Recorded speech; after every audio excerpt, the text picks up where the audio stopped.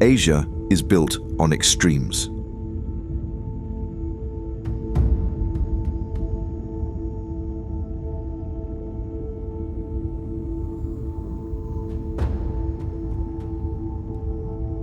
Along its Pacific edge, the Ring of Fire fuels more than 75% of the world's active volcanoes.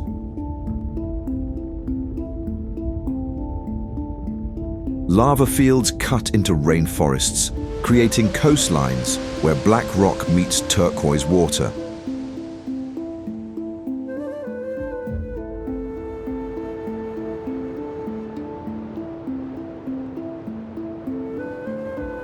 In the Himalayas, air pressure drops to half of sea level and temperatures plunge below -40 degrees Fahrenheit.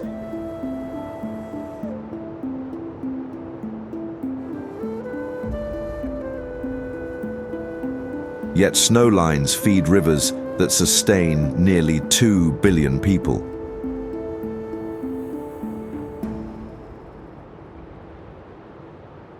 Life here moves in harmony with altitude, along terraced valleys and high passes where the wind feels older than time.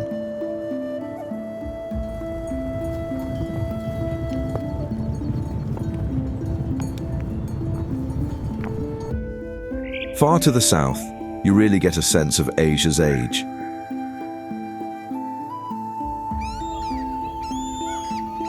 The world's spiritual heart beats in places like Varanasi,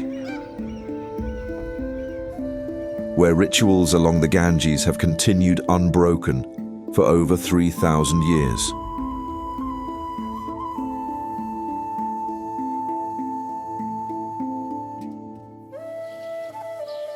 Places with temples whose bells have rung through countless empires and centuries.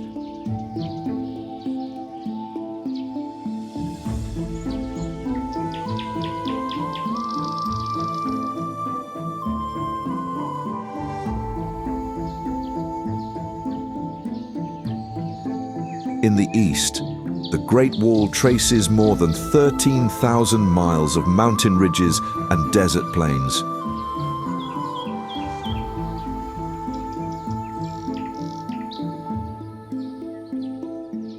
Built across dynasties, it stands as both a barrier and a bridge, holding Asia's stories of power, invasion, and endurance.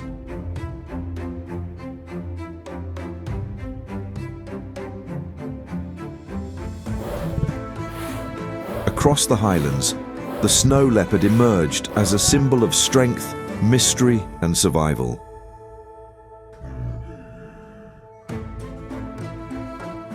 And then there's Iran, which sits at the cultural crossroads of Asia.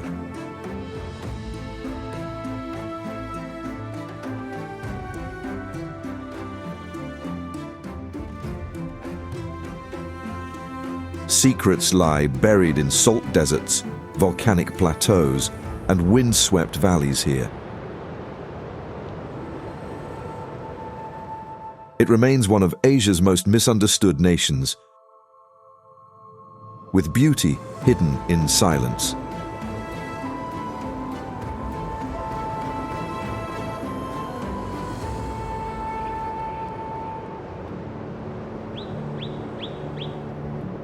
Here lies the scorched crust of Iran's Dasht-i-Lut.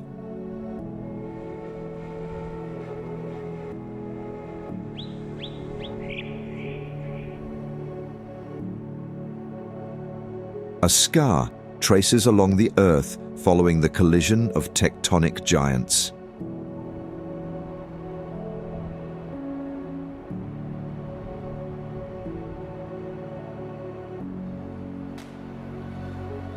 This is the Snake's Tongue Canyon, slashing through some of the highest land temperatures ever recorded on Earth.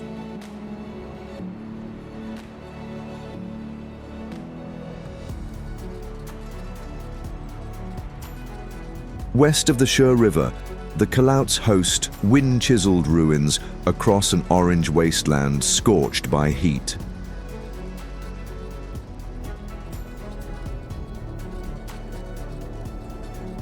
Nearby, Salt basins lie cracked and dry for most of the year, until rare floods fill them with mineral-rich water that reflects vivid green under the desert sun.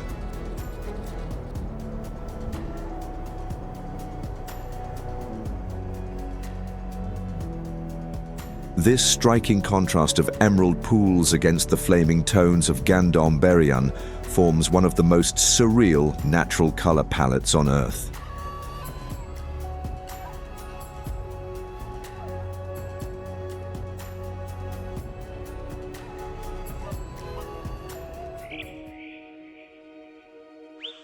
Asia is a treasure trove of mysteries like this, and quickly shifts from burning salt flats to mist-soaked forests clinging to stone.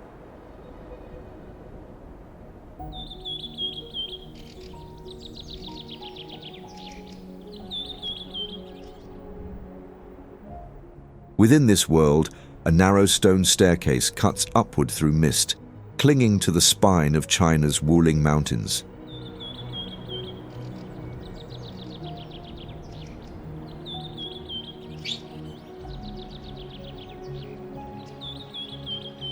Fanjingshan's twin peaks rise here from a sea of clouds, crowned by Buddhist temples built on bare rock.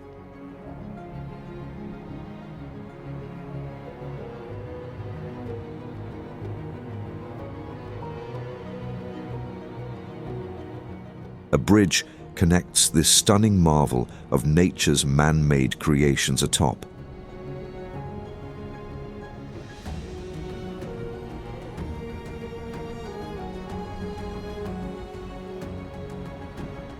At its summit, golden light often breaks through fog, igniting these vertical cliffs.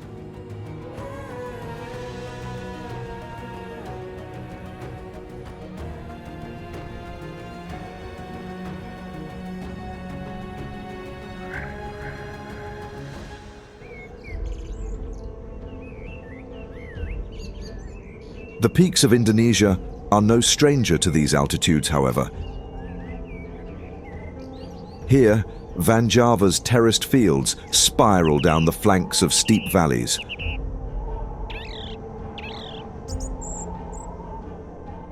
Draped in low clouds and wind-blown ash.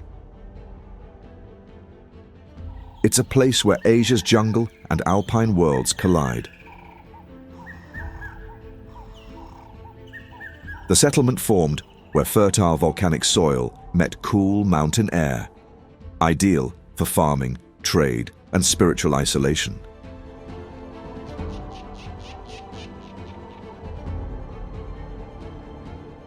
The colorful homes and sheer majesty of the scene here are nothing short of soul-stirring.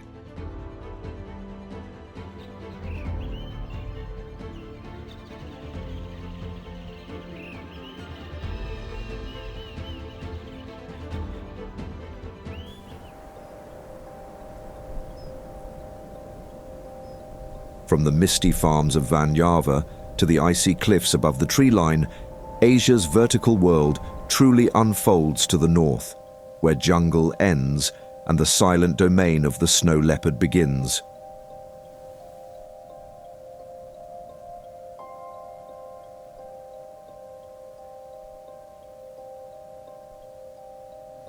This elusive predator silently stalks in rocky terrain nearby.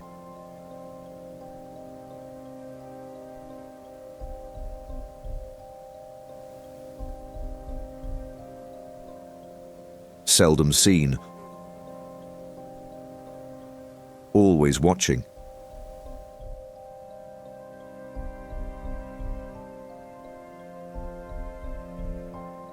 Yaks and cattle roam open pastures, essential to local livelihoods.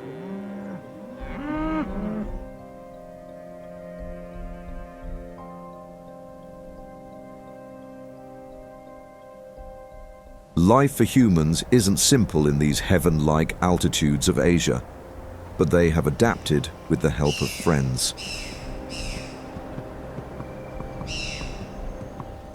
Mules and horses graciously help transport goods where roads end.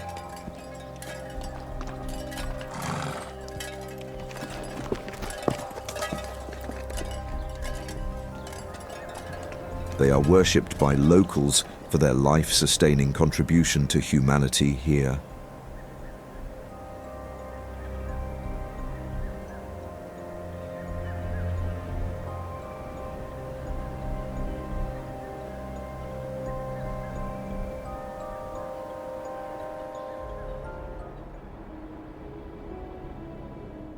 Our journey continues northward to Manpupuna, where 7 colossal stone pillars loom over the Pechora Plateau in Russia.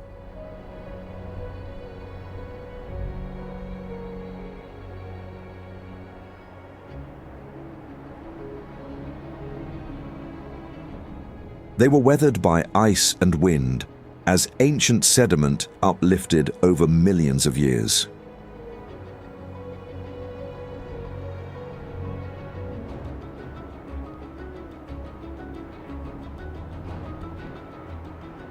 Locals call them the 7 Strong Men, attributing mystical qualities to their silence.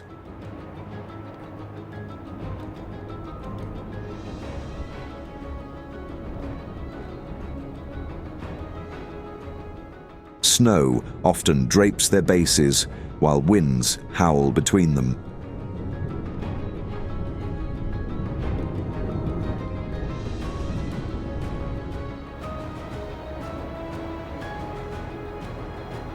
Scientists believe these were once part of a vast mountain range, worn to its last remnants.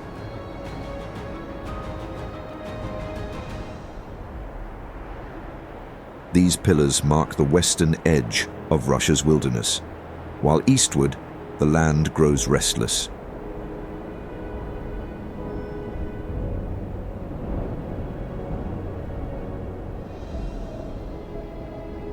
Mountains scrape the sky, crusts crack, and deep within Siberia, Kamchatka and the Altai forests begin to breathe.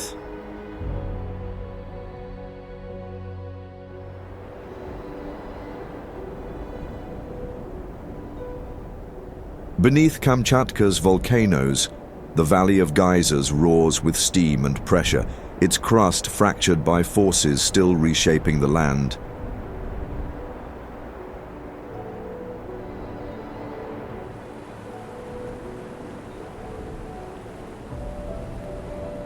One of the most powerful earthquakes in modern history was recorded here in 2025, a literal earth-shaking 8.8 on the Richter scale.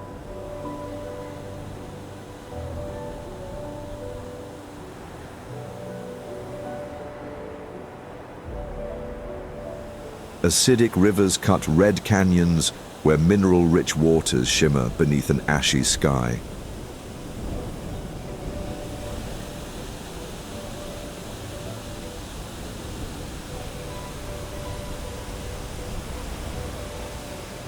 Snow-capped calderas loom above boiling ground, and fumaroles hiss in every direction.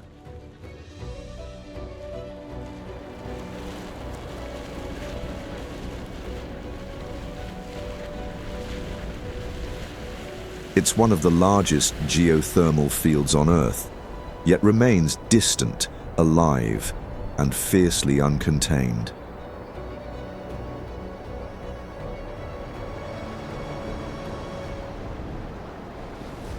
Kamchatka's coastline crashes into the Pacific with a rawness few places match. Towering cliffs, volcanic sand, and freezing currents teeming with life.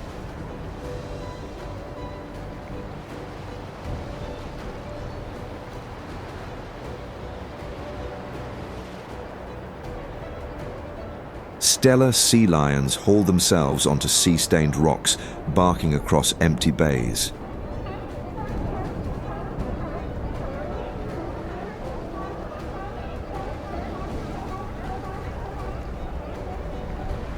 Beneath the surface, vast kelp forests sway with the surge, forming green cathedrals where light flickers in slow motion.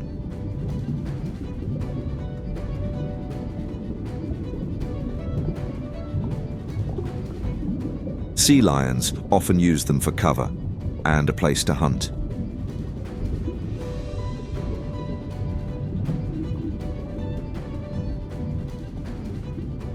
Hidden in their shadows, the giant Pacific octopus glides silently, changing color with each heartbeat.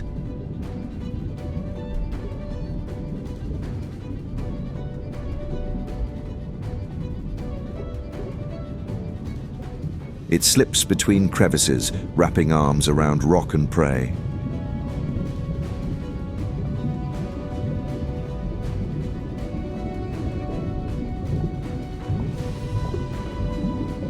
Crabs scuttle below, while schools of cold water fish dart through fronds.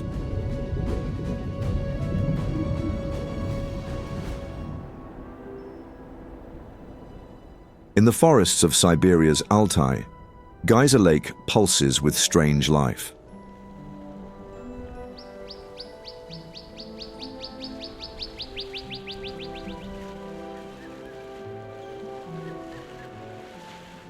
Rings of blue and turquoise swirl constantly on the lakebed as geothermal springs erupt beneath the surface.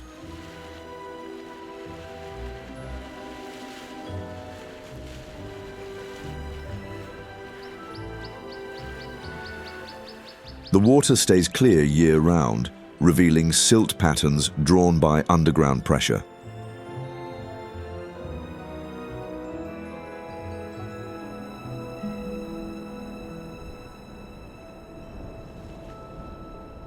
Across Asia, entire landscapes were shaped not just by nature, but by human vision.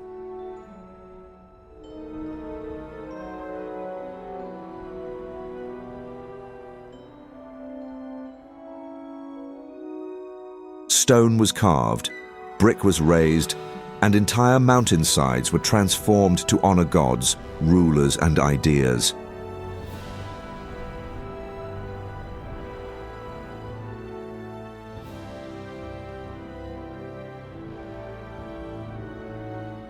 They're the continent's deepest expressions of belief and power.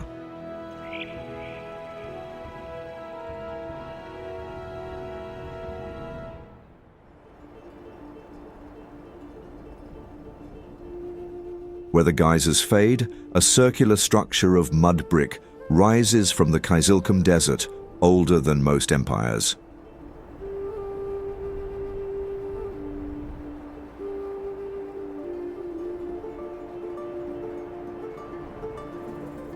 Chilpik was a Zoroastrian dakma, where corpses were placed to be consumed by vultures, sky burial in its most austere form.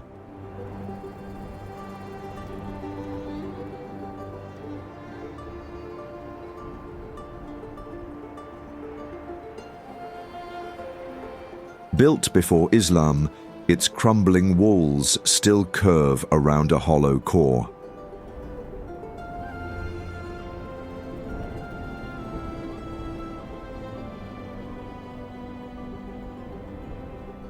The platform looks out across empty plains once crossed by Silk Road caravans.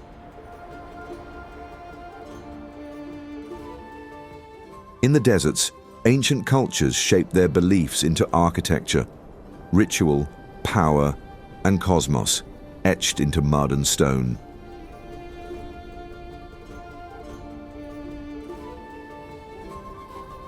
Massive steps ascend in tiers of baked brick, angled toward the southern Iraqi sky.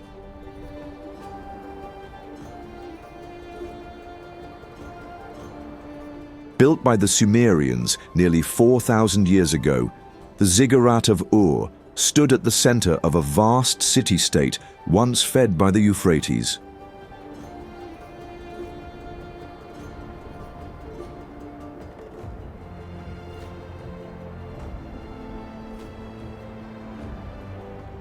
This is where one of the first written languages, Sumerian, had emerged.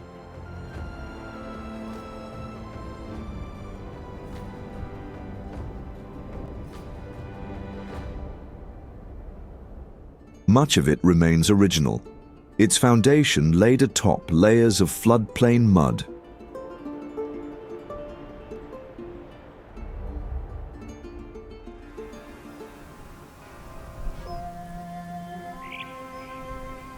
While Ur's ziggurat anchored faith in brick and breadth. Farther east, belief clings to air and height. The Tiger's Nest Monastery clings to a vertical cliffside 10,000 feet above sea level.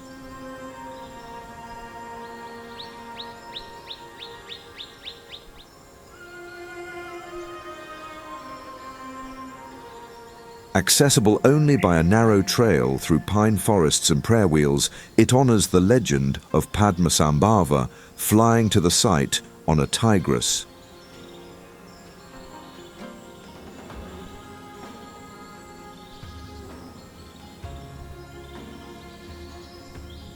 There's something really ancient and peaceful in the air here.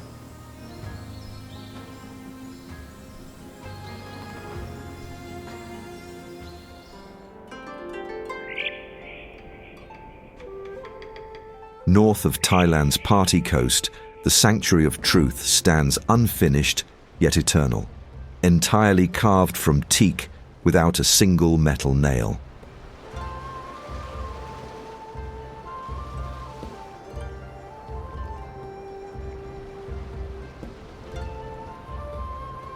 The temple blends Hindu and Buddhist iconography in a towering display of myth, morality, and celestial beings.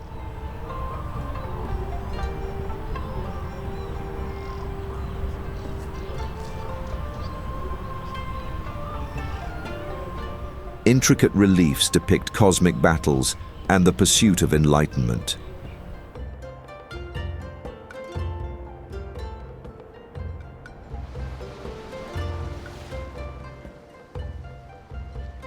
Every inch is handmade, constantly repaired due to wood decay.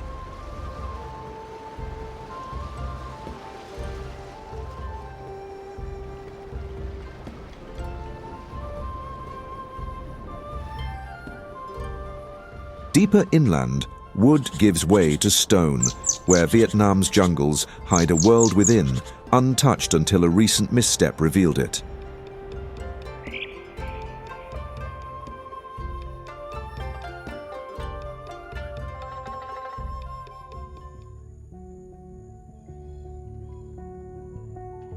Hang Son Doong stretches beneath Vietnam's jungle, discovered in 1991 by a local man seeking shelter from a storm.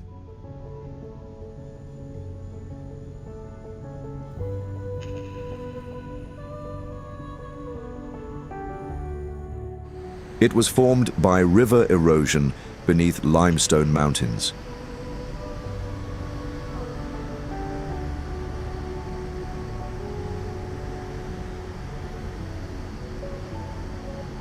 This massive cave holds its own ecosystem, weather and jungle within.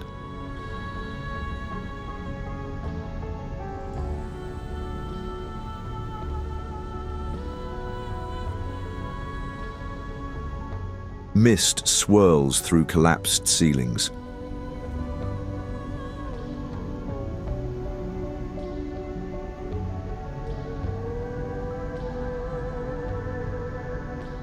Light breaks across underground rivers.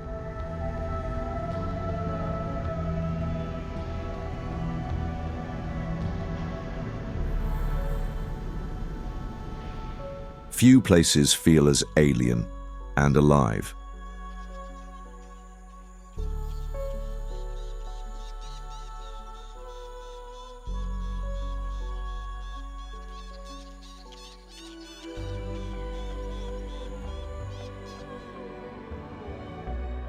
From subterranean chambers to desert fortresses, the world rises again in Yemen, where stone villages cling to cliffs and time.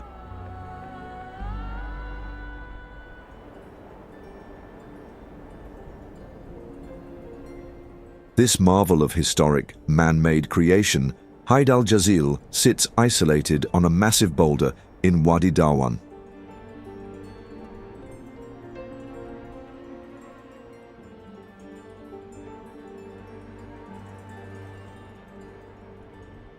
It's suspended above a narrow desert valley, built entirely from mud brick.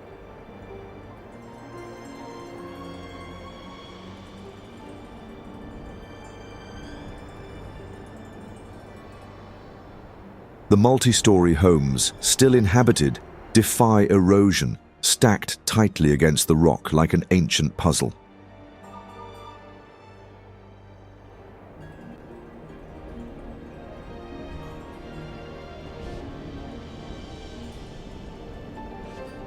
Below it, palm groves line a dry riverbed, drawing narrow bands of green through barren stone.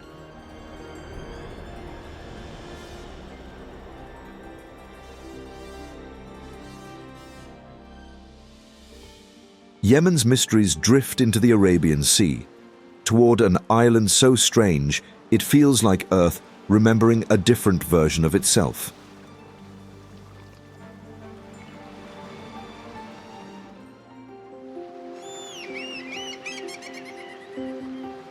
Socotra stands apart, both geographically and biologically.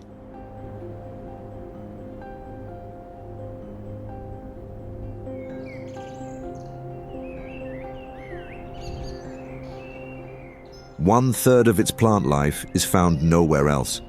Most famously, the dragon's blood tree. Its crimson resin once traded like gold.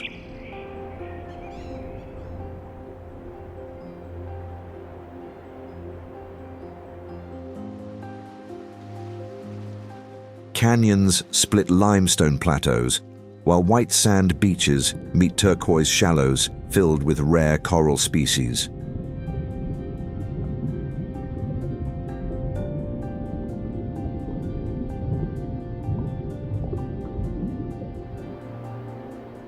Fierce winds isolate the island for months, shaping twisted flora into silhouettes seen nowhere else on the planet.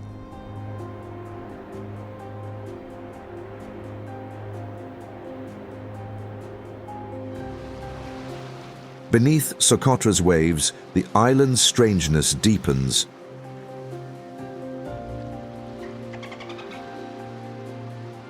Bottlenose dolphins arc through turquoise shallows, riding currents between coral shelves.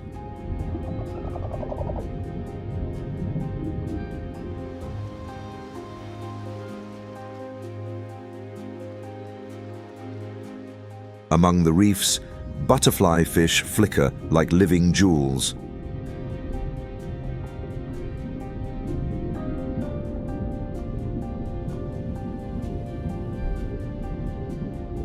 Parrotfish grind coral into sand, shaping the seafloor with each bite.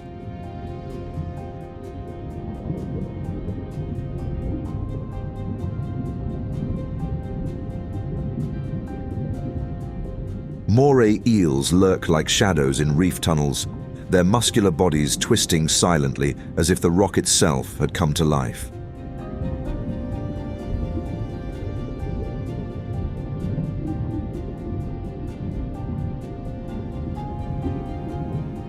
In the shallows, a hawksbill turtle grazes on sponges, its patterned shell catching sunlight that filters through the turquoise water. A living relic in one of the world's richest reefs.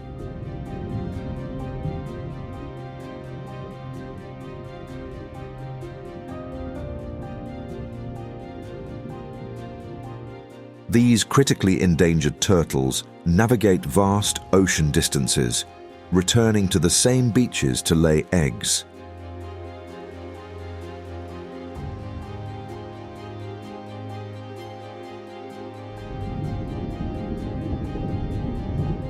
These waters in Socotra are clear and undisturbed, holding one of the richest reef and sea life systems in the world.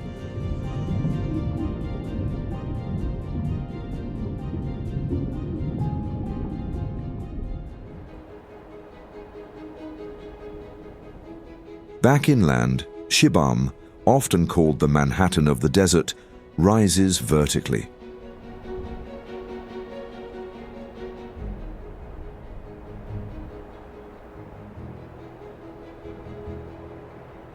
Its mud brick towers were built to defend against Bedouin raids.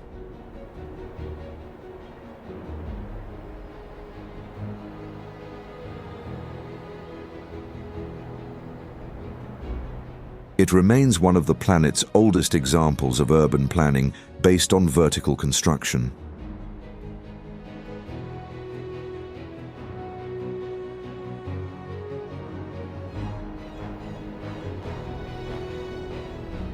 Even today, the high-rises are maintained by hand, using the same sun-dried mud techniques that built them 500 years ago.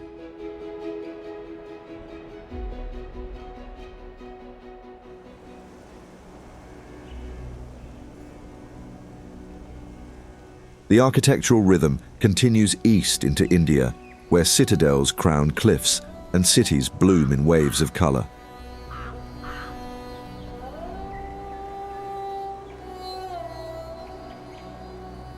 Mehrangarh Fort towers above Jodhpur, its walls merging into the cliffs they rise from.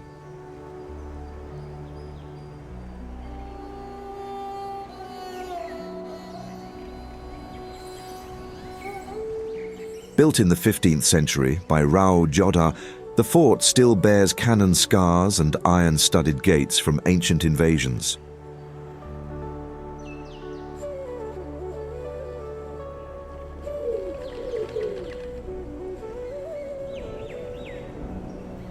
Below it, the old city spreads in dense blue, homes painted to reflect heat and signal cast.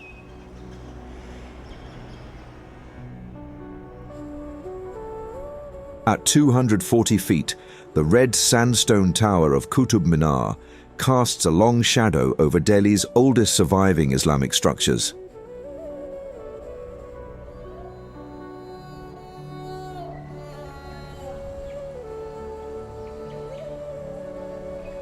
Built in the early 13th century, its fluted columns rise in 5 tapering sections carved in Arabic calligraphy.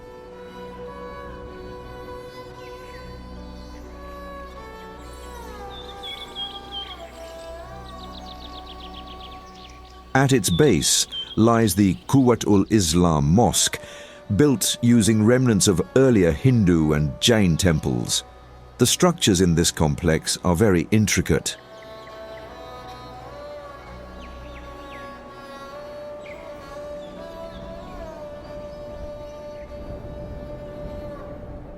But far south in Sri Lanka, a different fortress rises, this time from living rock.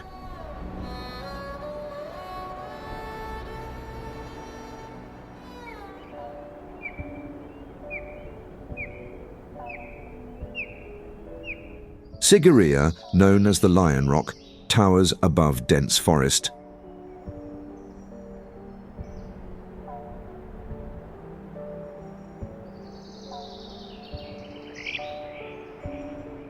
Its summit is carved into the ruins of a 5th century palace.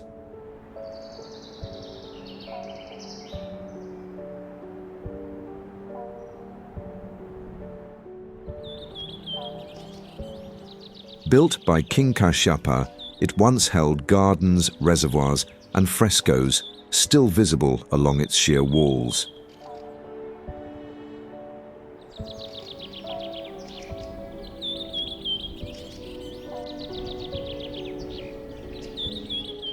A stone staircase passes between massive lion paws, leading to the flattened peak.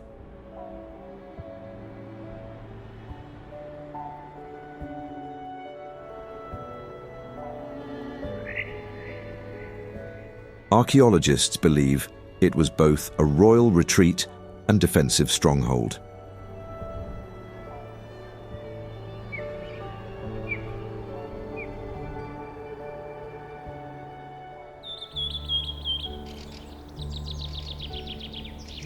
Below Sigiriya's stone summit, the forest stirs with heavier steps.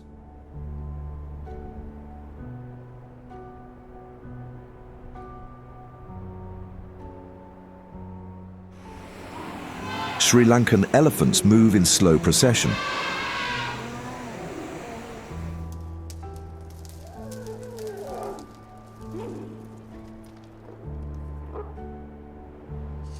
These gentle giants are deeply woven into the island's culture, roaming freely in nearby sanctuaries.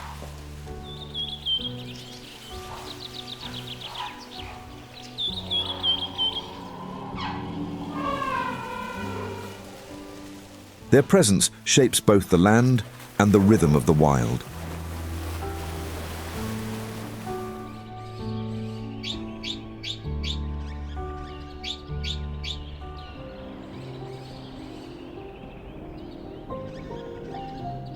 Beyond Sri Lanka's sacred forests, Asia shifts again. Stone becomes vertical, sculpted not by empires, but by the earth's own folded spine.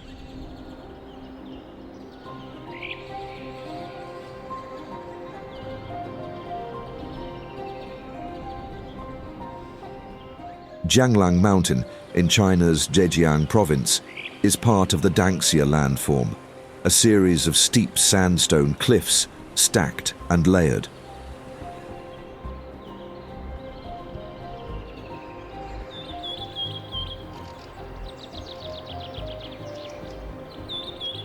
The mountain's vertical ridges look sliced from the earth, formed by millions of years of uplift and erosion.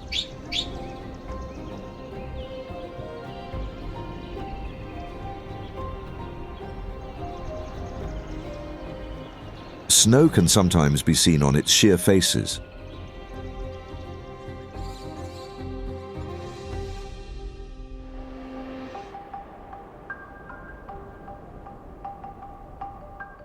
But northwest of Jianglang, buried legions sleep beneath the soil.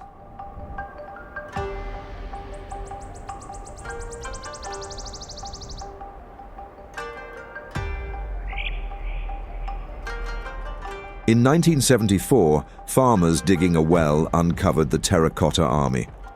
Thousands of life-sized clay soldiers, horses and chariots arranged in military formation near Cheyenne.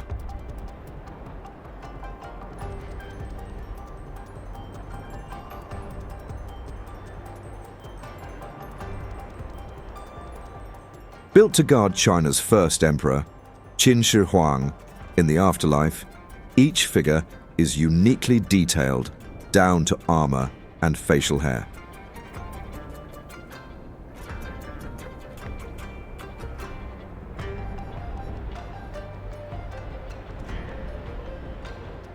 The army remained hidden for over 2,000 years, sealed in vaults under compacted earth.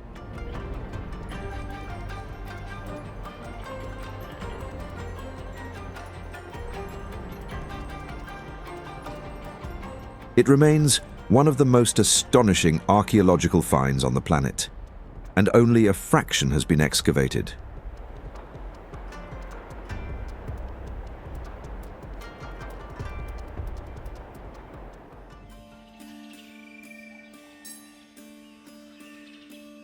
But beyond these legions, Asia rises into a web of faiths that spans mountains, deserts, and seas.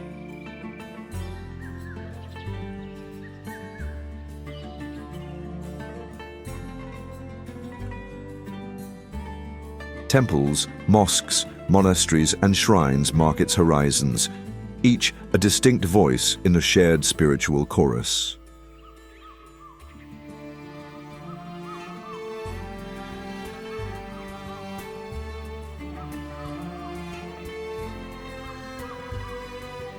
Faisal Mosque sits at the foot of Islamabad's Margala Hills, shaped like a Bedouin tent reimagined in white marble and sharp lines.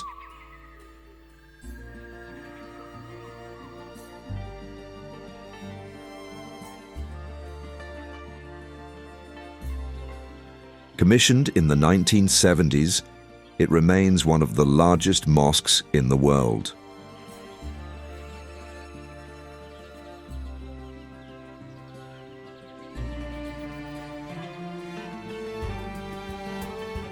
Its 4 towering minarets pierce the sky without traditional domes, drawing on modern and Islamic design elements.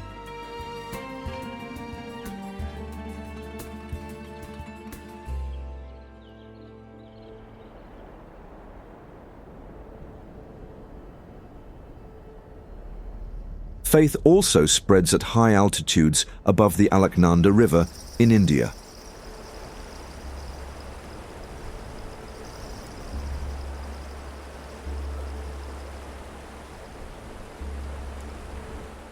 Dari Devi Mandir, according to locals, should never be moved. When it briefly was, a major flood followed.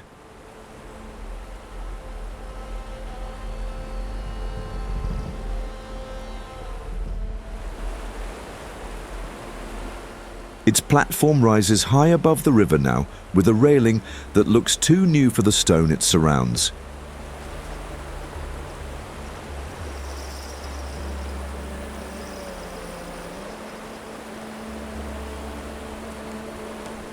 It's a stunning Hindu site that's not known by many.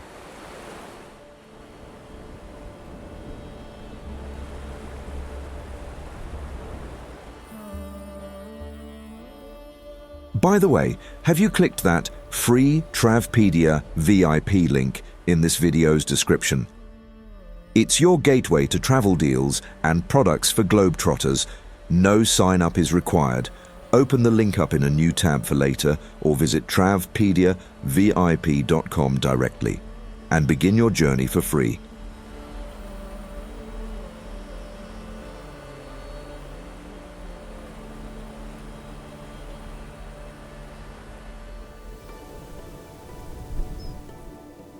North of it all, the Pasu cones slice into the sky, jagged, almost symmetrical peaks in Pakistan's Hunza Valley.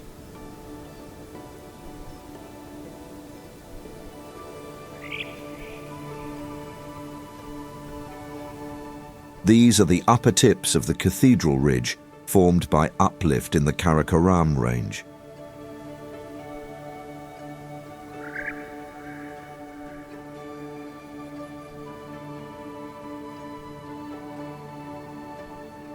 Below, the Hunza River flows beside glacial moraines and suspended bridges, threading life through barren slopes.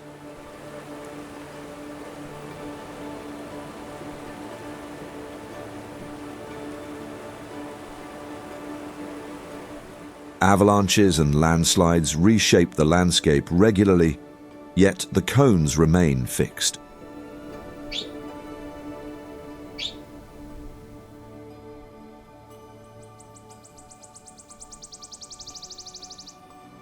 The scale of everything here is beyond comprehension.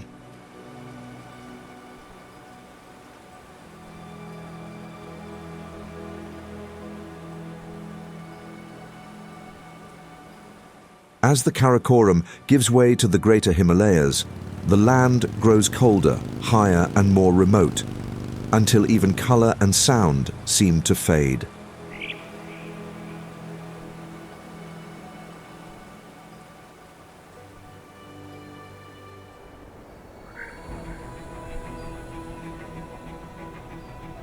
Here, in India's Spiti Valley, isolation takes on a different form.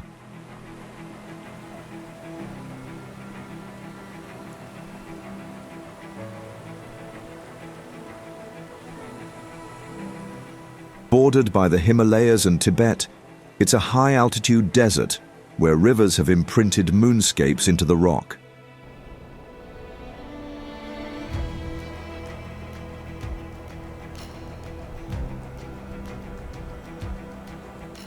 Whitewashed villages hug the cliffs, and monasteries crown ridges with prayer flags fluttering in freezing wind.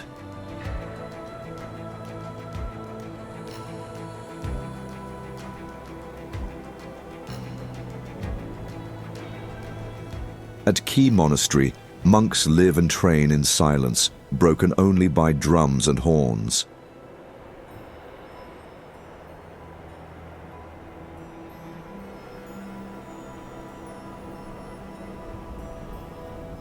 The valley is snowbound much of the year, with oxygen thin and roads treacherous.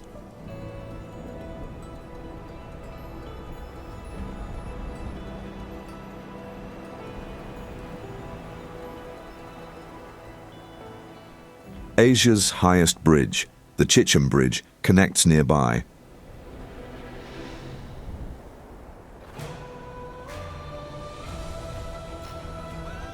This is brilliant emptiness.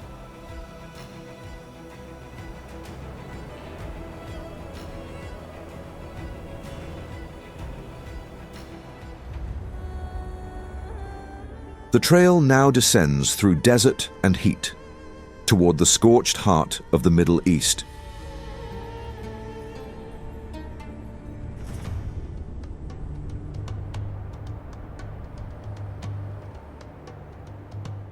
Arch rock in Alula, Saudi Arabia, curves above the desert like a petrified wave, formed by wind-blown sand that imprinted through sandstone over millions of years.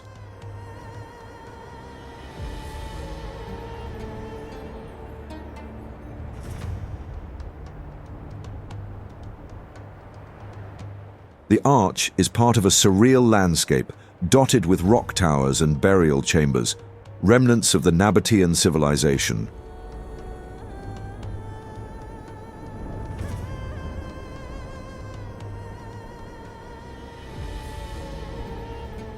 Nearby, ancient inscriptions at Hegra mark the stone, recording forgotten rituals beneath a sky that has barely changed.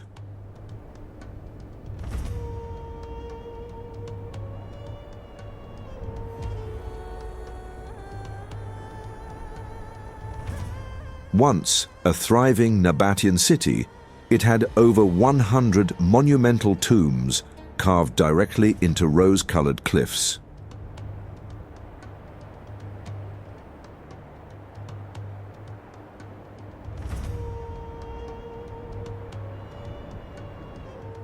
The facades bear Greek, Roman, and Egyptian influences, a testament to the region's role as a crossroads of ancient trade.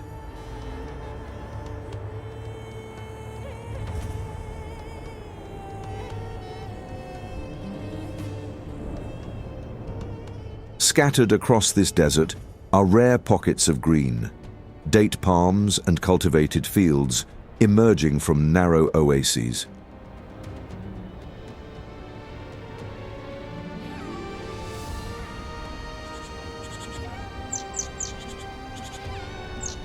Their symmetry and survival in this land shows another feat of human engineering.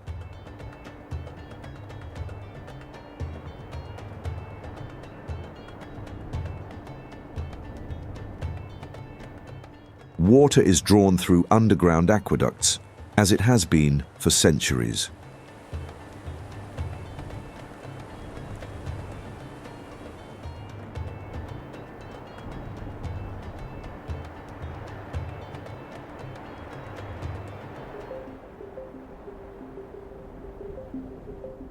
East of Al-Ula, the earth opens more violently.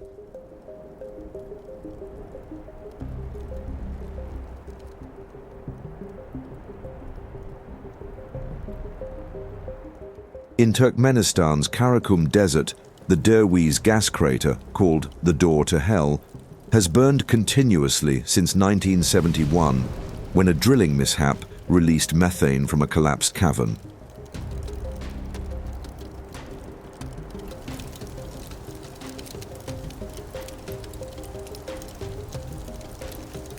Engineers set it alight, expecting it to burn out in weeks, but decades later, it still glows.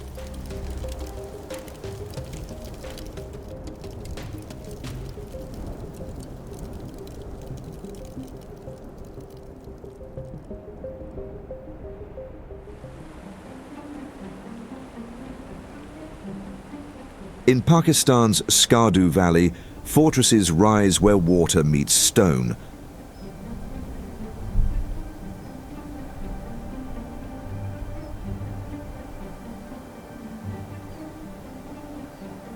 Skardu Fort, perched above the meeting point of the Indus and Shigar rivers, has guarded this Himalayan corridor for centuries.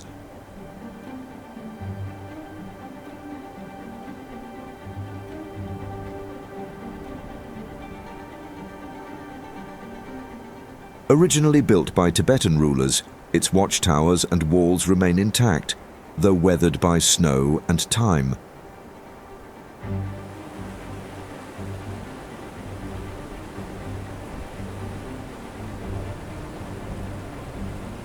The valley below is green in summer, but snowbound in winter.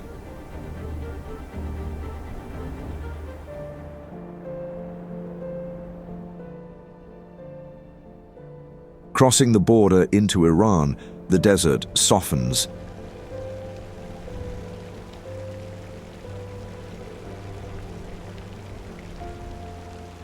At the foot of the mountains lies Shazdeh Garden, an oasis of geometry and water near the city of Mahan.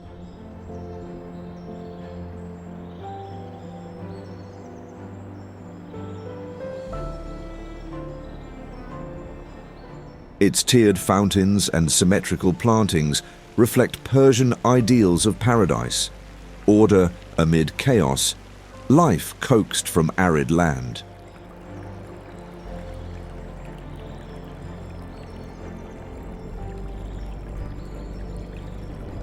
Spring-fed channels run through walled terraces lined with cypress and fruit trees.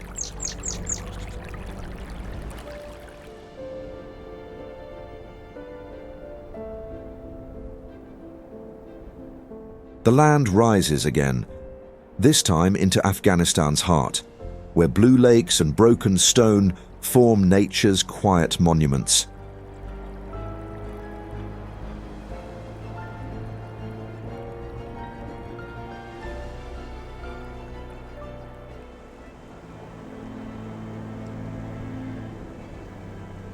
Band-e Amir National Park lies in the Bamyan province, where 6 deep blue lakes rest between limestone cliffs, each held back by natural travertine dams.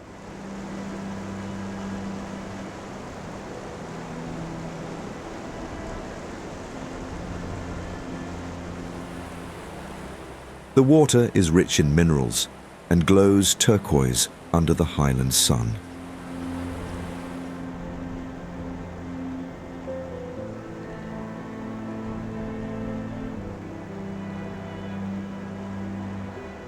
Band-e Haibat is the largest, but each lake tells its own story in shifting light and silence.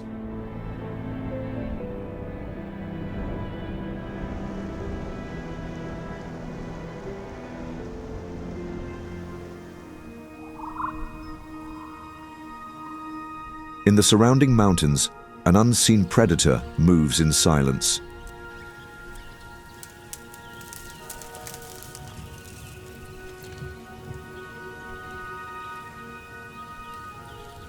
The Eurasian lynx stalks through alpine scrub, leaving only paw prints on frost-dusted stones before vanishing into shadow.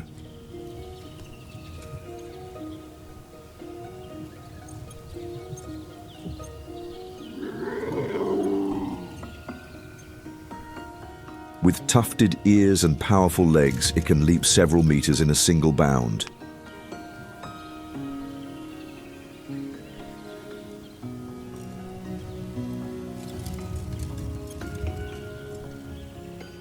This solitary cat preys on hares, foxes, and even young ibex, maintaining balance in highland ecosystems.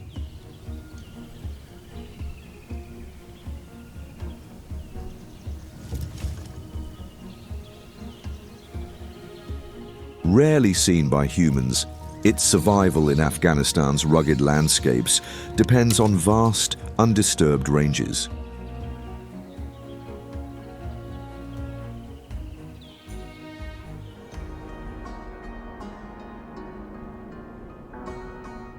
South of the lakes, Chehel Burj, or 40 Towers, rises in ruins on a hill.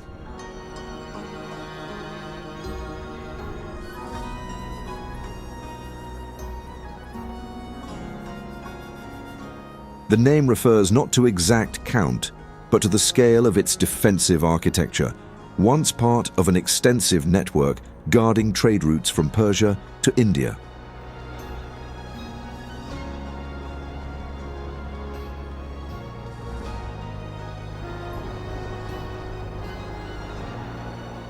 Only fragments remain: crumbled watchtowers, broken walls, and sun-baked brick scattered across dry hills.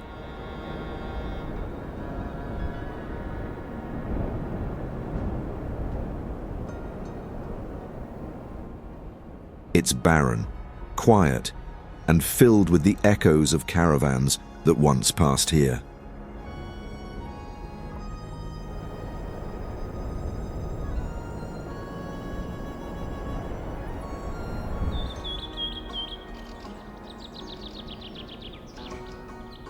The Buddha of Bamyan once stood carved into a cliffside, gazing out over Afghanistan's high valleys.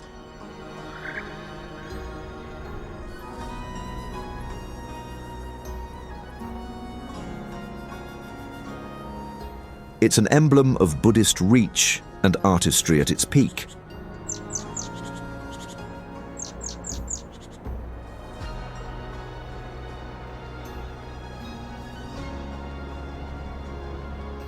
Though destroyed in 2001, the niches remain vast and hollow, echoing with what was lost.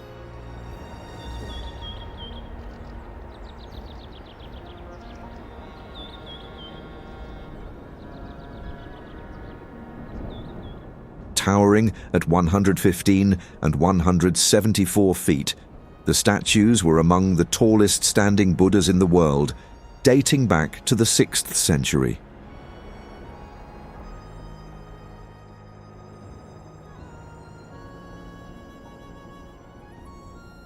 The surrounding caves are remnants of a time when this remote corridor linked India, Persia, and China through a shared spiritual language.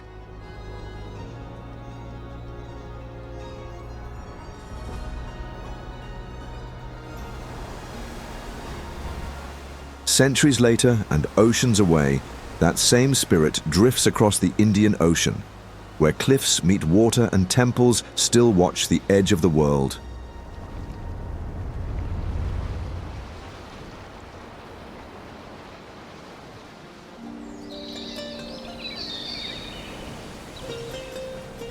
Uluwatu Temple grips Bali's southern cliffs at 230 feet above the sea.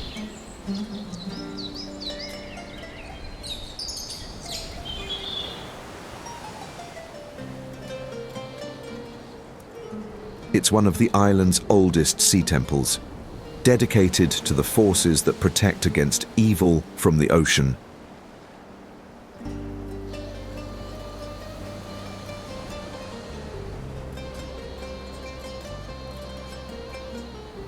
The scent of incense drifts through coastal winds, mixing with salt spray as monkeys dart nearby.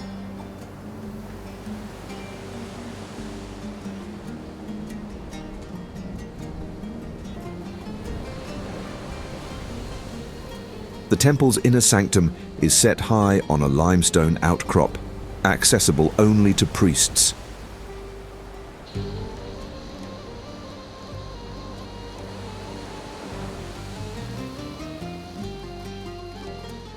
At sunset, the horizon burns orange as waves crash far below, while the nearby Kekak dance tells ancient epics beneath a darkening sky.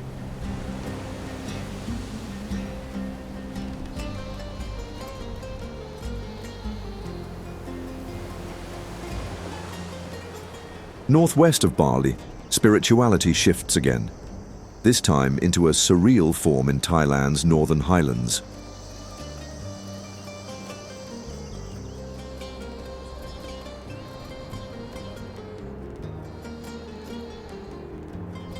Wat Rong Khun, or the White Temple, looks like something conjured from myth.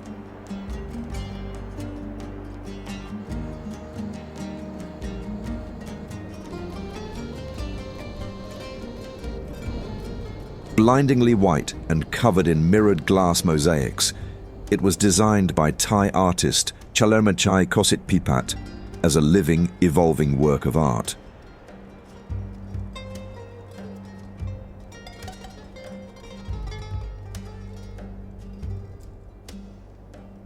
Cross a bridge over outstretched hands, symbolizing desire, into a hall filled with Buddhist imagery, modern icons, and golden murals.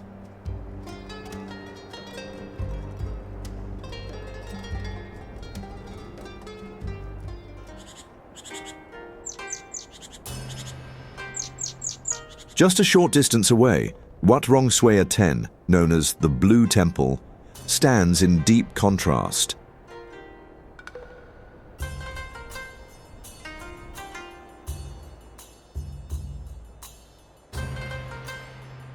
Its electric blue facade is adorned with gold trim and sweeping naga serpents that seem to move with the building's curves.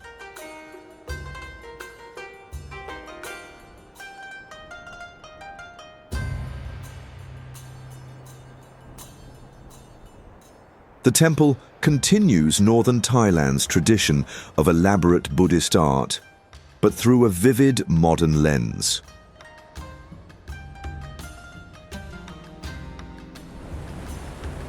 Farther south in Bangkok, the spiritual gives way to royal spectacle.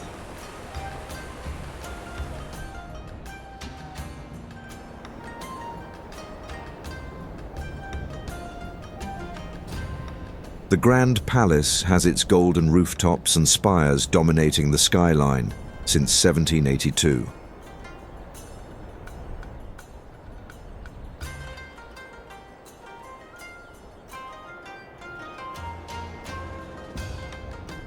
Within its walls lie courtyards, throne halls, and the sacred temple of the Emerald Buddha.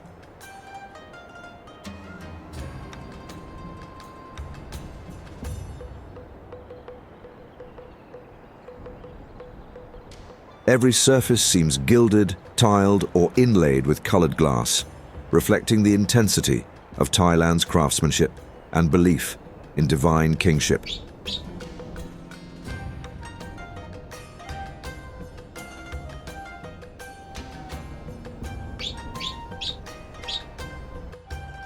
Enjoying this documentary? Do us a big favor and hit the like button. Also, be sure to subscribe and tap the bell icon so you don't miss out on the next one. You will not want to miss it.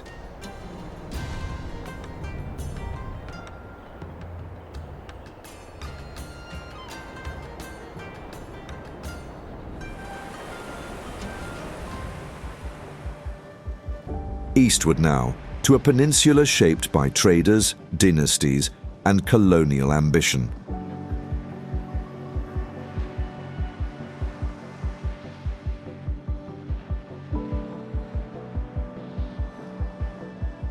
Macau's peninsula is a cultural mirror.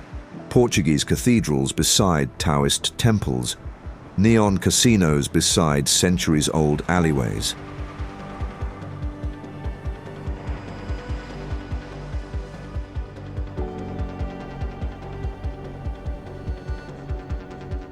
It was a quiet fishing village, but became a global port under Portuguese rule, leaving a hybrid legacy of language, food, and architecture.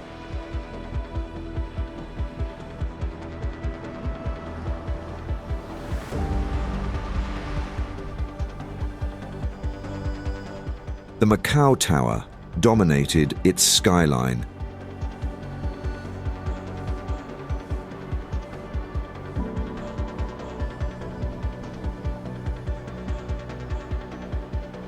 It's a place where East and West aren't juxtaposed, but fused, layered, and constantly evolving beneath the subtropical haze.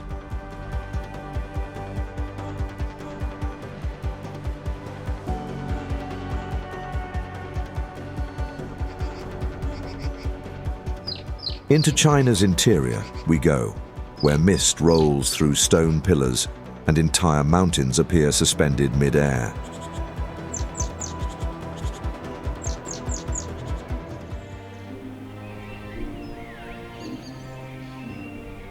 Zhangjiajie is a vertical world of sandstone columns and hanging forests.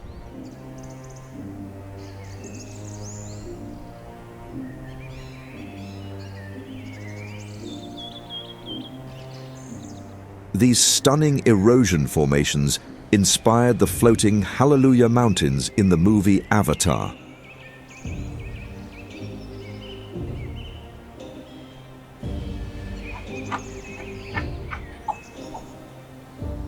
Over 3,000 narrow spires rise from the forest floor, some towering over 600 feet, cloaked in vegetation and cloud.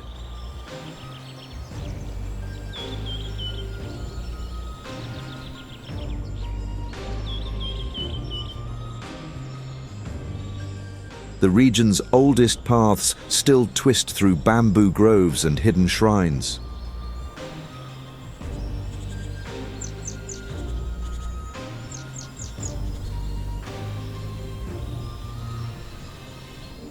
Ribbons mark pathways for best wishes.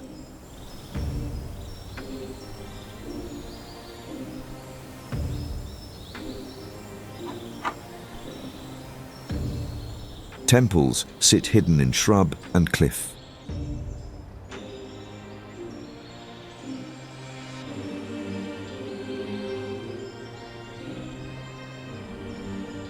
Cable cars glide throughout.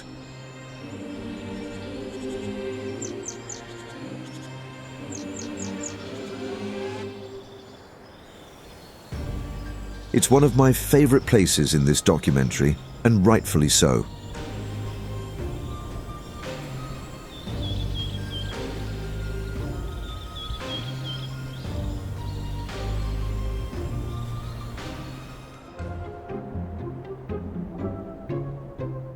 In the shadowed undergrowth lives the elusive Tibetan macaque.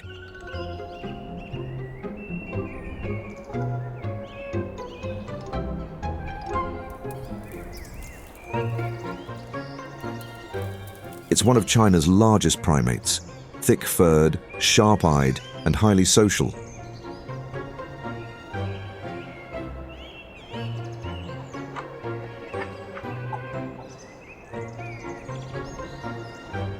The striking red face is more vivid in dominant males, flush with blood as a signal of maturity, status, and readiness to breed.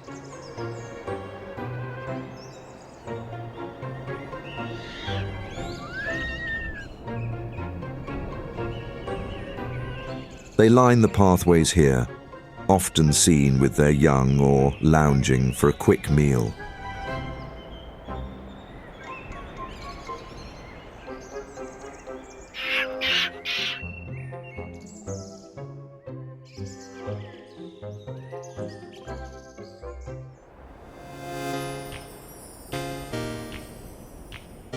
Eastward, imagination takes a different form though, in steel, neon, and impossible scale.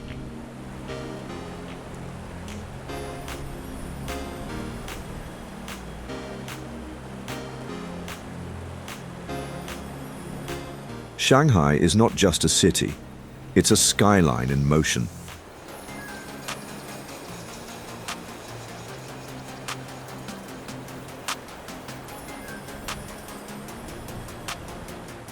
Once a fishing town at the mouth of the Yangtze, it has become one of the world's fastest evolving urban centers.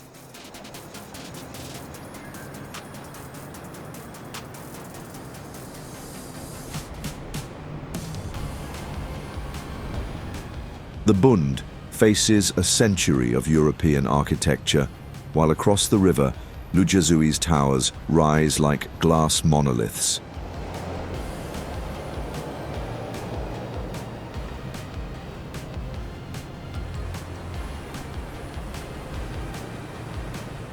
Beneath it all, the city breathes in layers.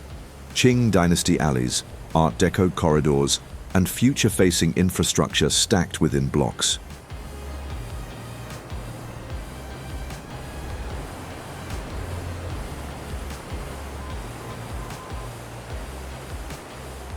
The Pearl Tower marks the city as an icon recognized by many.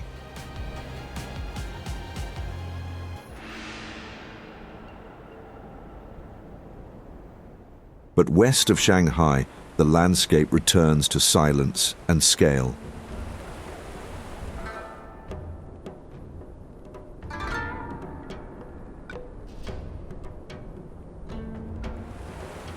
Qinghai Province stretches across the northeastern edge of the Tibetan Plateau, a place of salt lakes, wind-shaped rock formations, and skies so wide they distort scale.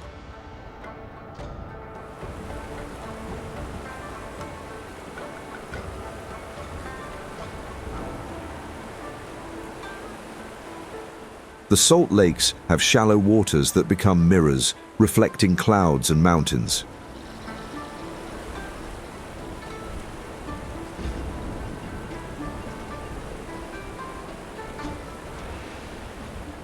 They often become filled and turn into eerie green pools.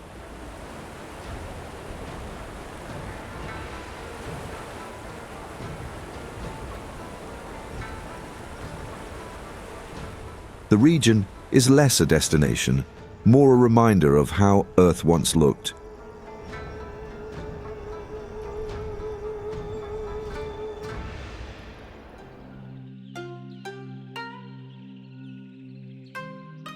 But even isolation could not keep some places from the imprint of empire.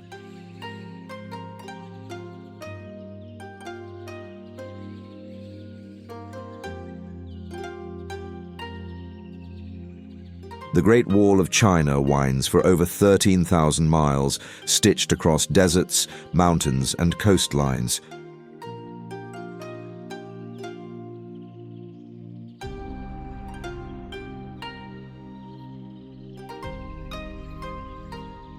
It was built over centuries, from tamped earth to stone battlements, intended not just as defense, but as a projection of power and permanence.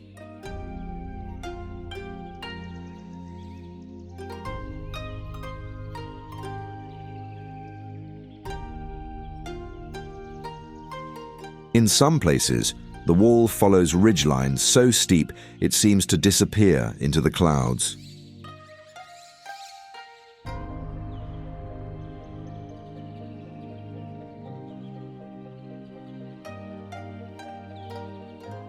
Watchtowers still mark the horizon.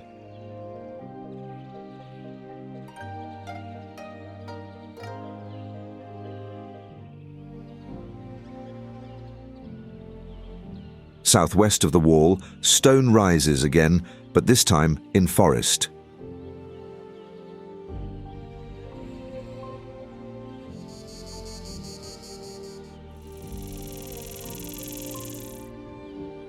The stone forest of Shilin, in China's Yunnan province, is a labyrinth of towering limestone spires stretching across nearly 150 square miles.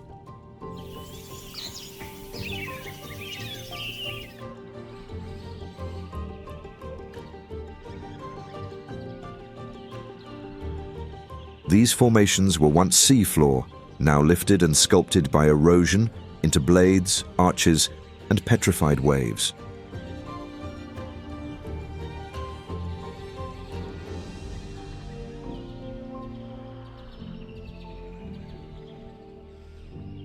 Some pillars reach over 100 feet, clustered so tightly that sound travels in echoes.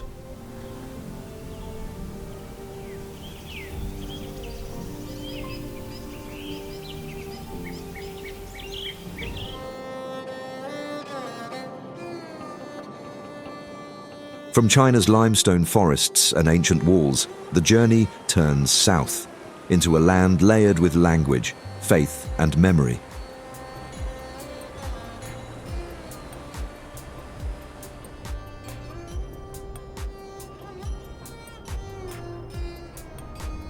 India unfolds as the birthplace of religion and is a central figure in the entire history of Asia.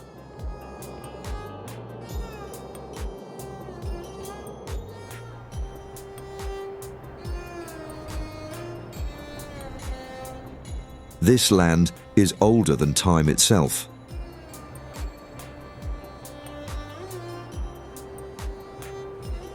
Varanasi sits along the Ganges like an eternal stage, where fire, ash, and water blur into ritual.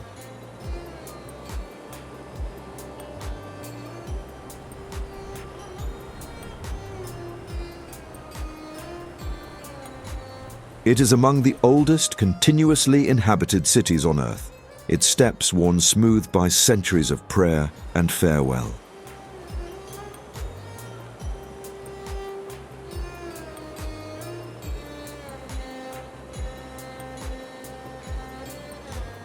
Cremation pyres burn at Manikarnika Ghat, while children play in the same river believed to cleanse sin.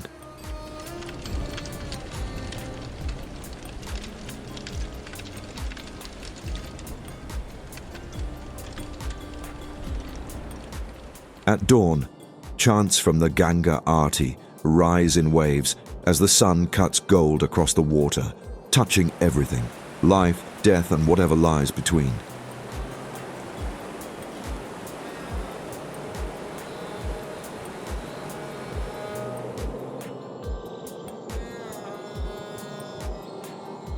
Not far west, we arrive at the greatest symbol of love to have ever been created.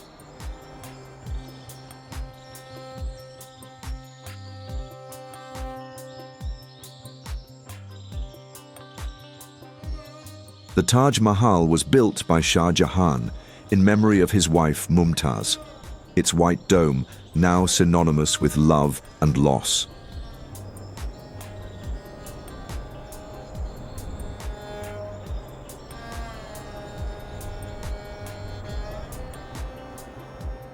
Every detail, floral inlay, calligraphy, minarets, follows strict geometry rooted in paradise design.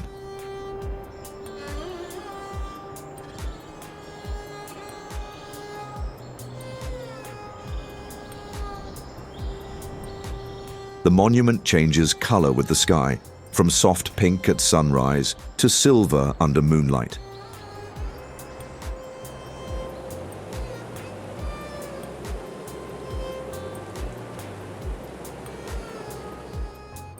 Inside, the tombs lie below ground, untouched by the grandeur above.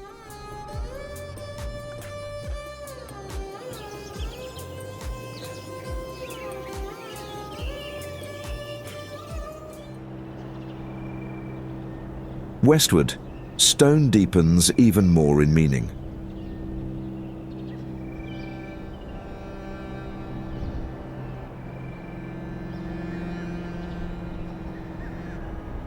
At Ellora, 34 caves stretch across basalt cliffs, chiseled by hand between the 6th and 10th centuries.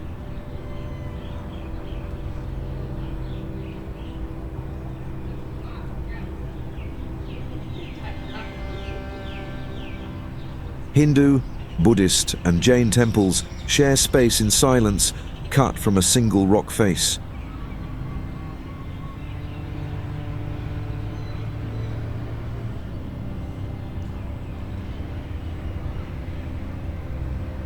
The construction is impossible. Just take a look here at the Kailasa temple, carved top down. Yes, top down.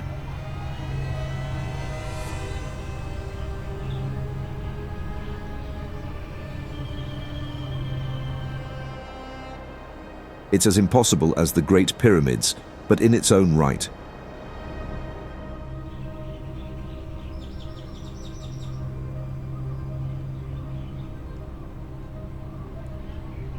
This is the largest monolithic structure on Earth, a mountain turned inside out into pillars, chambers, and celestial halls.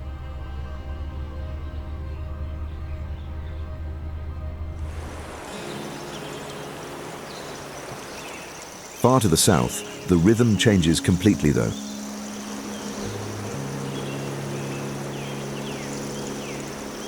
Kerala's backwaters form a labyrinth of canals, rivers, and lagoons stretching over 900 miles.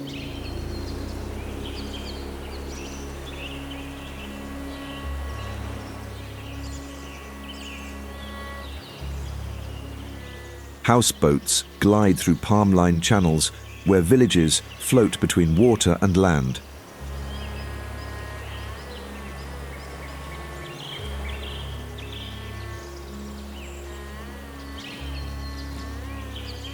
Life unfolds at water level, fishermen casting nets, churches on stilts, children waving from green banks.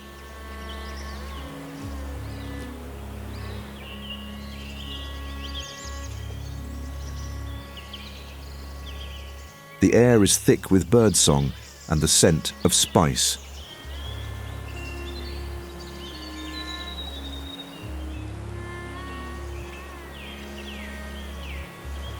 This is India unhurried.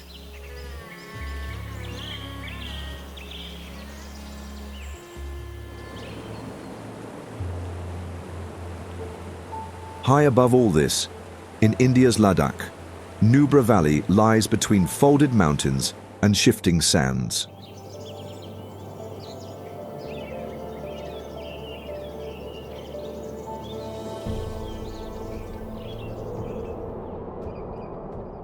Reached by crossing the treacherous Kardungla Pass, one of the world's highest motorable roads, the valley opens into an unlikely mix of desert and glacier.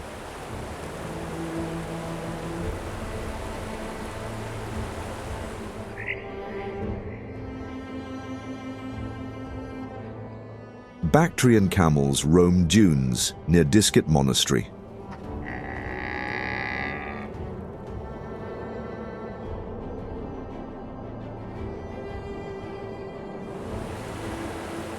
Snow-capped mountains guard the Shiok River.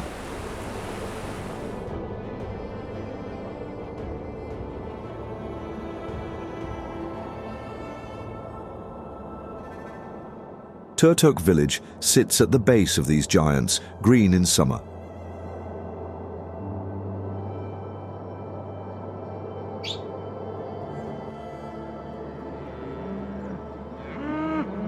Yaks graze nearby.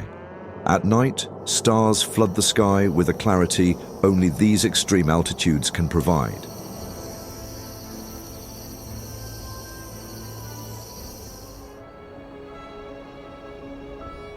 Lake Baikal holds 1/5 of the world's unfrozen freshwater, stretching over 395 miles through Siberia.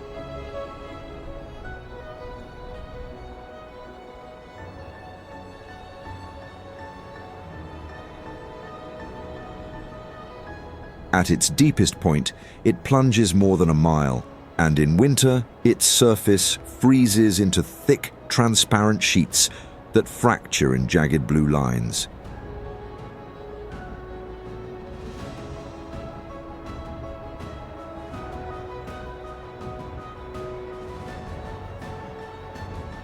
Beneath the glassy surface, movement stirs.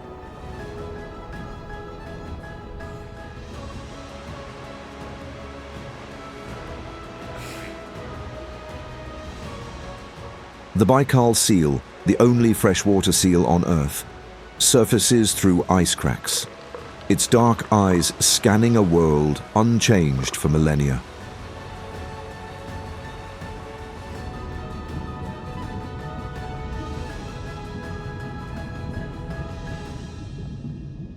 Perfectly adapted to the lake's frigid depths, it can dive for more than an hour, navigating under ice with remarkable precision.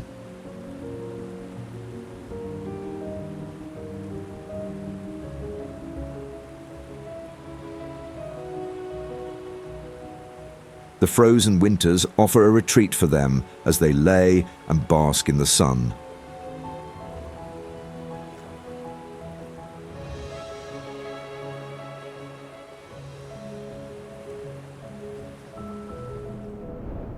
From these cold depths, the landscape shifts toward dry heat and resilient growth.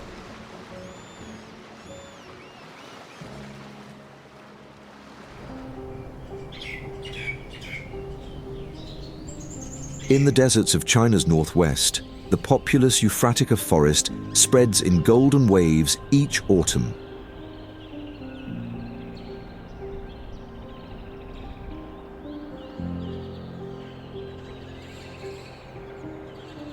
These hardy trees can survive in brackish, shifting soils where few others can grow.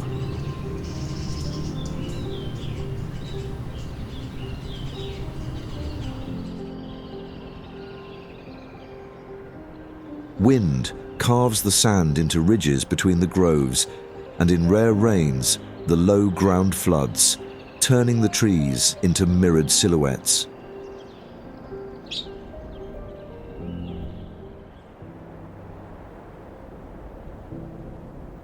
The golden canopy gives way to a harsher horizon.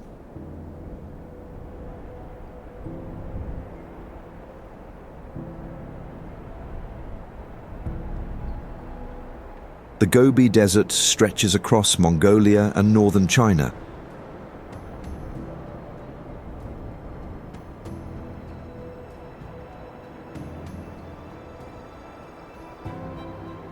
A vast mosaic of gravel plains, dunes, and rocky outcrops.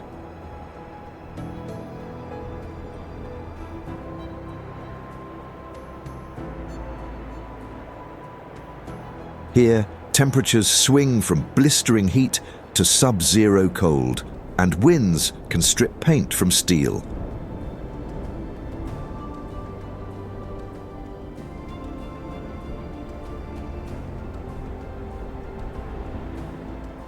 Rolling dunes give way to sudden pockets of grassland fed by underground springs in some parts.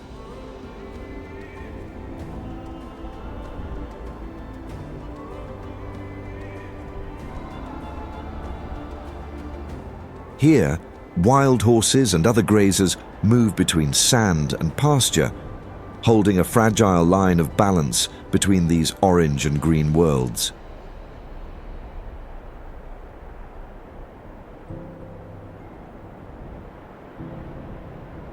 Wild Bactrian camels roam in small herds, crossing from grass to sand.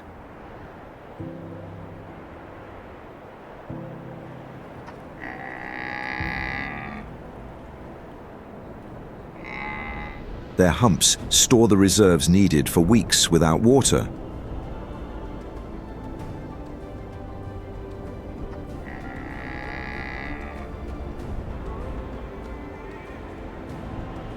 This critically endangered species endures extremes from scorching summer heat to negative 40 degrees Fahrenheit winters.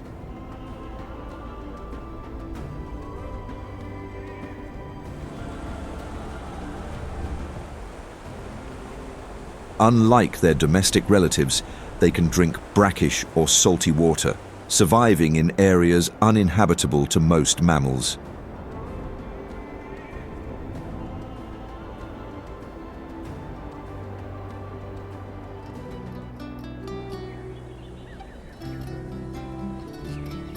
Skazka Canyon in Kyrgyzstan carves through mountains in ribbons of red, yellow, and orange.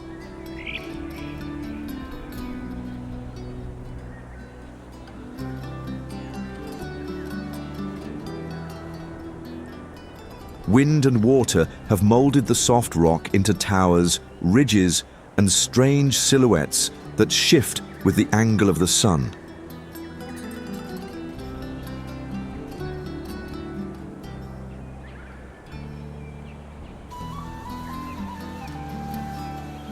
Trails weave between narrow walls.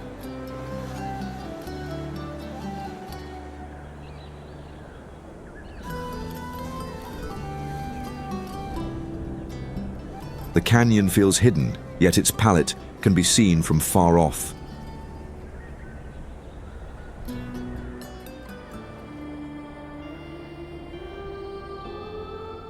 The journey climbs into air thin enough to slow every step.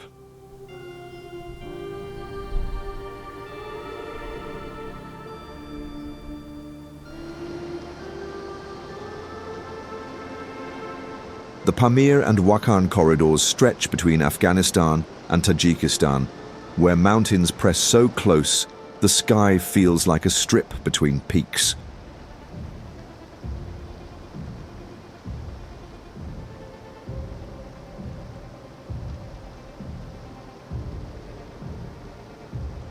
The Panj River threads through deep gorges, its glacial blue visible for miles.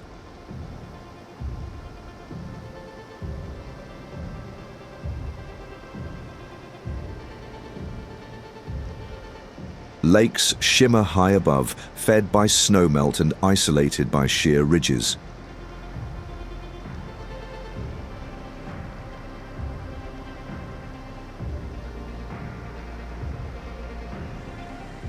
This is a crossroads of ancient trade and modern isolation.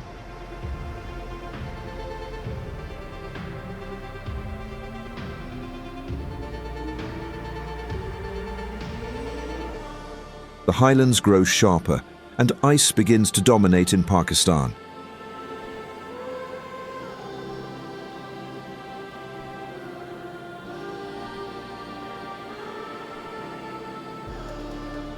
Karakoram National Park holds some of the tallest peaks on Earth, including K2.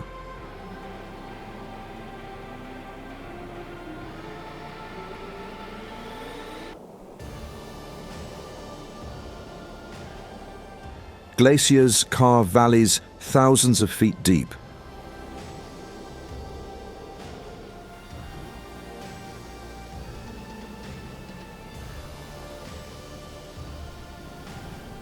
Avalanches rumble in the distance, and rivers of meltwater cut through moraines before freezing again at night.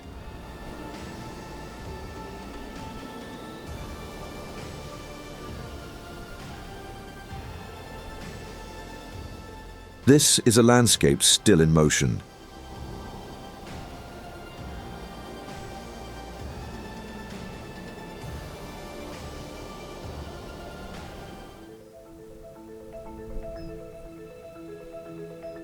Following the ice, the path narrows into a white labyrinth.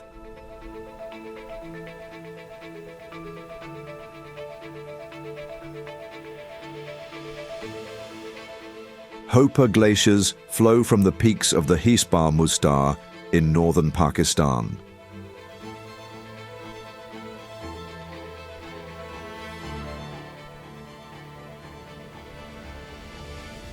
These frozen rivers advance slowly but relentlessly.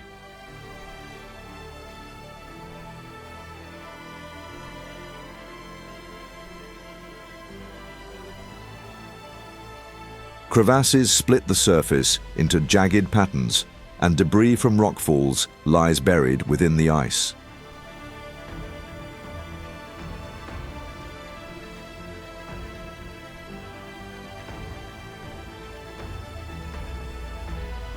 Surrounding slopes are dotted with summer pastures, but in winter, snow seals the valley entirely.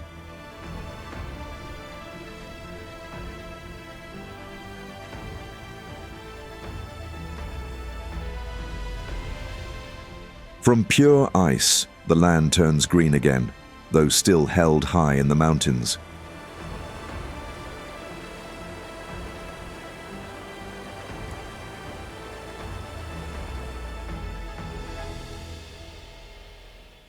Hunza Valley lies along the Karakoram Highway, surrounded by snow peaks and steeped in centuries of history.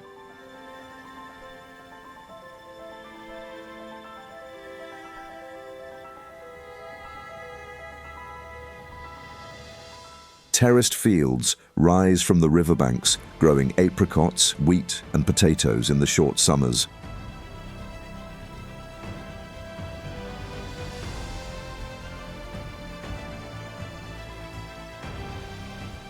Stone forts stand on ridges, remnants of times when the valley was a vital trade link to China and Central Asia.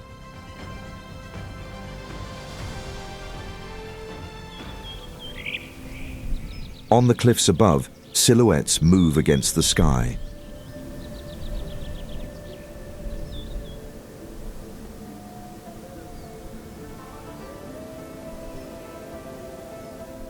Himalayan ibex pick their way along narrow ledges.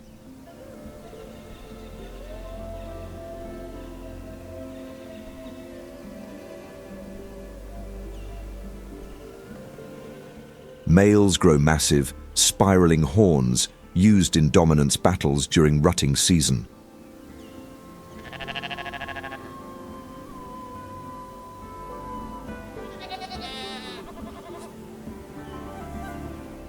Snowcocks, with their grey plumage and sharp alarm calls, watch over valleys from rocky perches.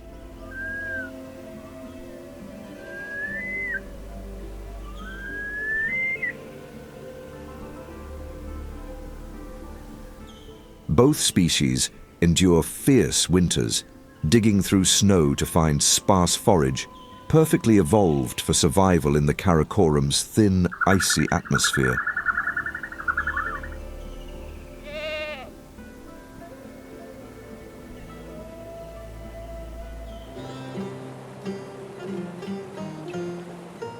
But at these heights, oddly enough, not everything is frozen.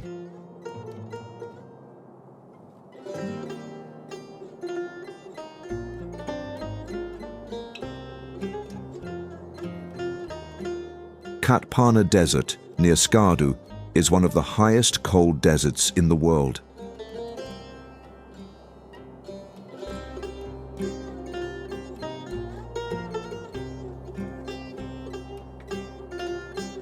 sand dunes roll across a plateau over 7,000 feet above sea level, flanked by snow-covered peaks.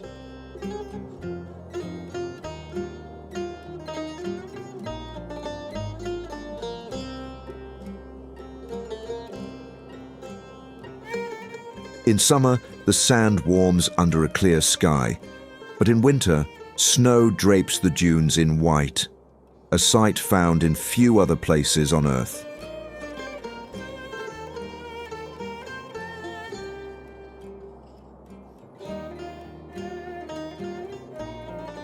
The contrast of ice and desert creates a silence so complete it feels unbroken for centuries.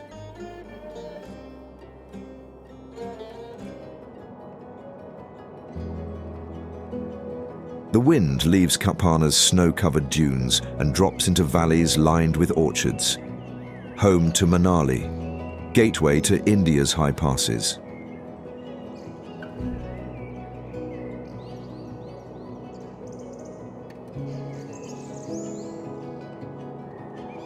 Once a trade link on the ancient route to Ladakh, it sits at 6,700 feet where the Beas River begins its descent.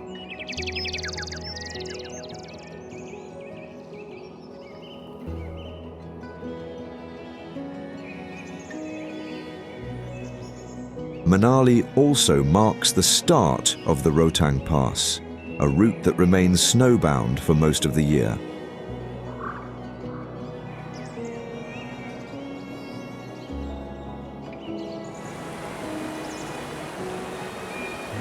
Downstream, the river quickens toward Rishikesh, where the Ganges emerges from the Himalayas.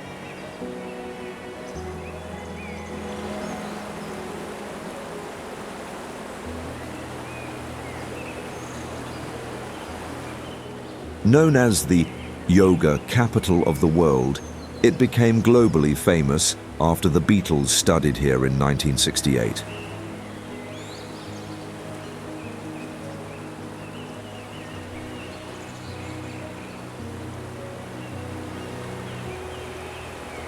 Two suspension bridges, Ramjula and Laxmanjula, connect opposite banks, replacing older rope crossings tied to local legends.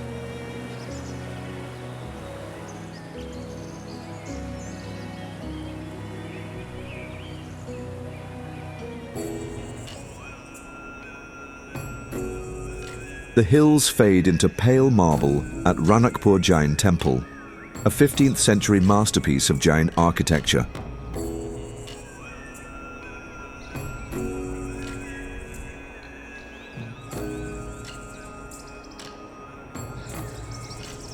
Covering 48,000 square feet, it contains 29 halls and 80 domes supported by 1,444 intricately carved pillars. No two identical.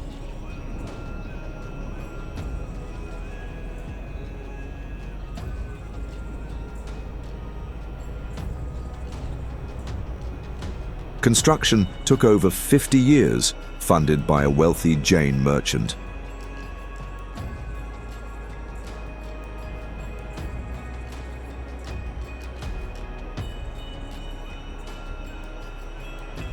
The temple is oriented to receive maximum natural light year-round.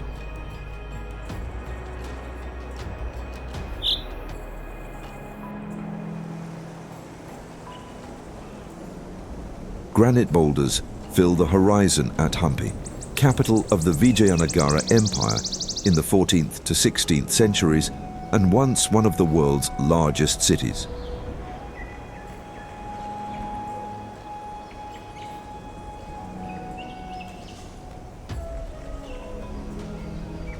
Its bizarre streets stretched for miles, trading in diamonds, horses, and spices.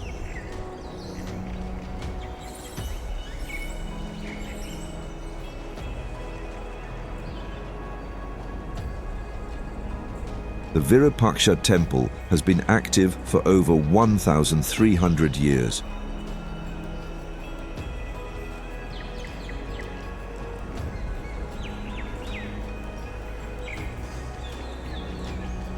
Many structures were destroyed in 1565 after the empire fell to a coalition of sultanates.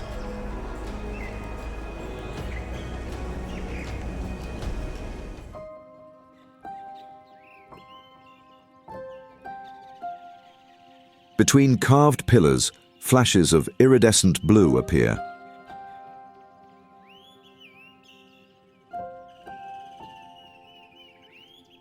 Peacocks stride over fallen stone, as if to mirror the grandeur of the temples themselves.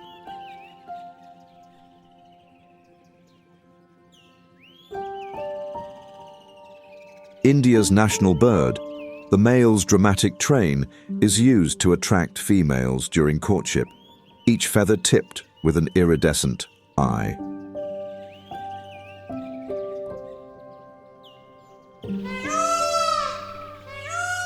In Hampi, they weave through temple courtyards and rocky outcrops, feeding on seeds, insects, and small reptiles.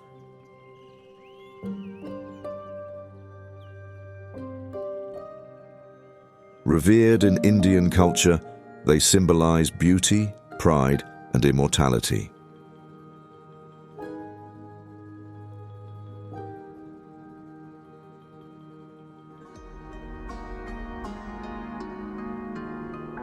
The land climbs toward the amphitheater of Annapurna, one of the most dangerous mountains to climb, with a summit fatality rate historically exceeding 30%.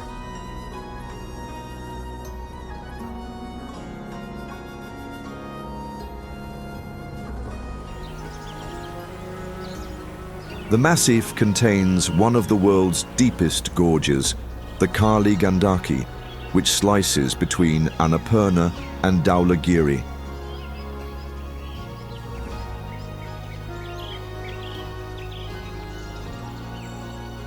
Its slopes are home to the world's largest rhododendron forests, blooming vivid red in spring.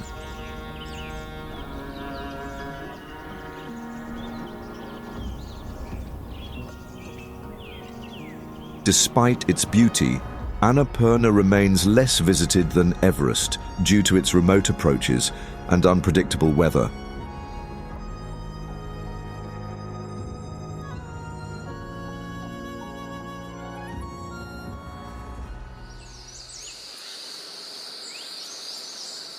Along these high trails, shaggy silhouettes move in slow procession.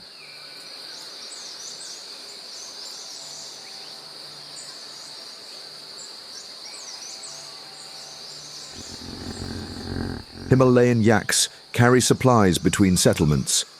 Their thick coats and sure footing evolved for life above the tree line.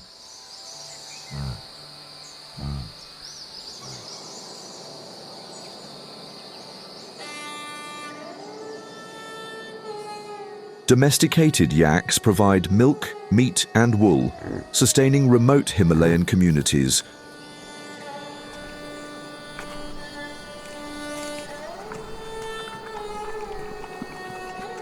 Wild yaks, much larger and rarer, roam the highest plateaus in small herds.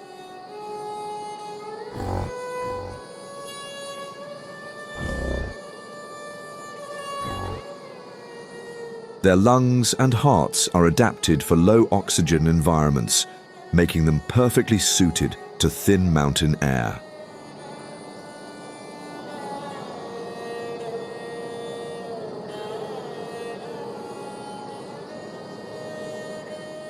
In the Annapurna region, they are as vital to survival as the mountain paths themselves. Pardon the interruption, but we're giving away freebies to everyone watching. If you love exploring our beautiful planet, there's a revolutionary new AI-powered travel app you need to know about. And Travpedia viewers get a special free bonus just for tuning in today. It's called Trav Genius, your personal travel companion that helps you plan trips and get recommendations personalized to you from scratch, even when you don't know where to start. Already done your planning? Trav Genius also keeps everything organized in one place and manages your journey while you're on the move. You can even collaborate with friends and get smart, real-time tailored recommendations anywhere in the world. It's an absolute game changer, and we think you'll love it. The app is completely free to download. For a limited time, Travpedia viewers will get early access and a full month of the app's premium version, including powerful AI features, absolutely free. Head to travgeniusinsider.com right now before the Insider Preview registration window closes. It's completely free, and you will not want to miss it.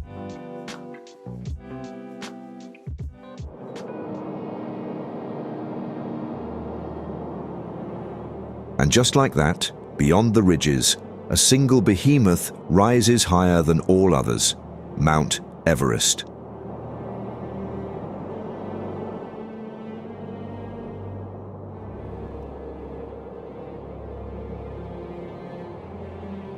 At 29,032 feet, it grows about 4 millimeters each year due to tectonic uplift.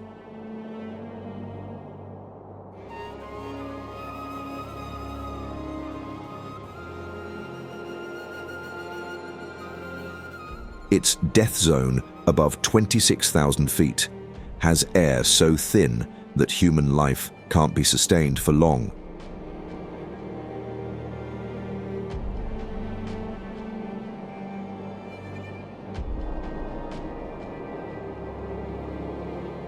The first confirmed summit was in 1953 by Tenzing Norgay and Edmund Hillary.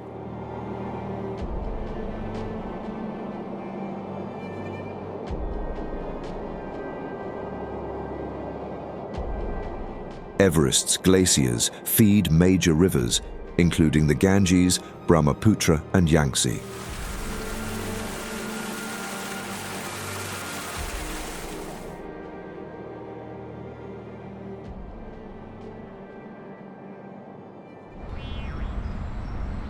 Descending from the cold, the air thickens with incense at Patan Durbar, one of 3 royal squares in Nepal's Kathmandu Valley UNESCO World Heritage Site.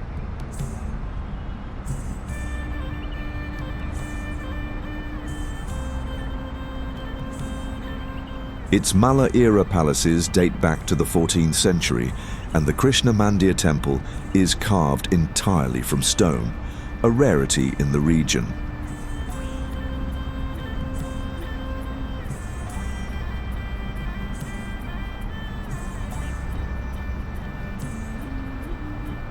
Tushahiti, a 17th century sunken bathing tank built for King Siddhi Narsingh Malla, has stone walls carved with 52 Hindu and Buddhist deities surrounding a central spout.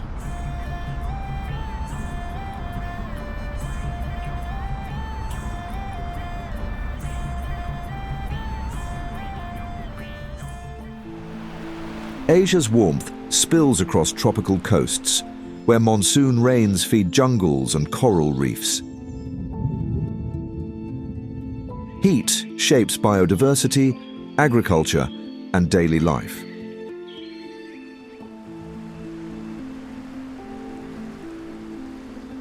The horizon dissolves into turquoise at the Maldives, a nation of 26 atolls and over 1,000 islands. It's the lowest lying country on Earth, with an average elevation of just 4 feet above sea level. Its coral reefs are home to over 2,000 species of fish, including the world's largest population of reef manta rays.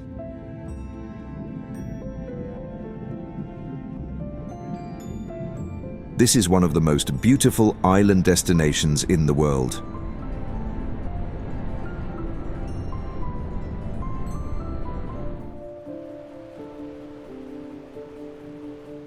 But that same warmth also turns to mineral sting at the Dead Sea, Earth's lowest exposed point at 1,410 feet below sea level. Its salinity is over 9 times higher than the ocean preventing most life but allowing effortless flotation.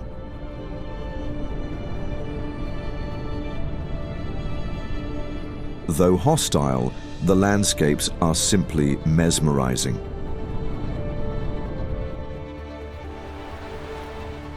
Ancient Egyptians used its minerals for mummification.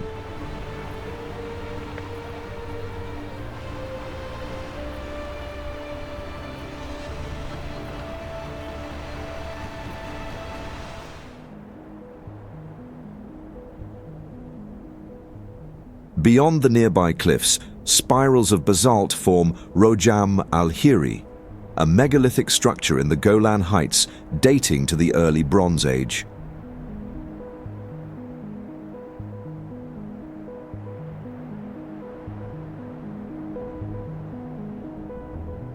It consists of 5 concentric stone rings totaling 40,000 tons of rock.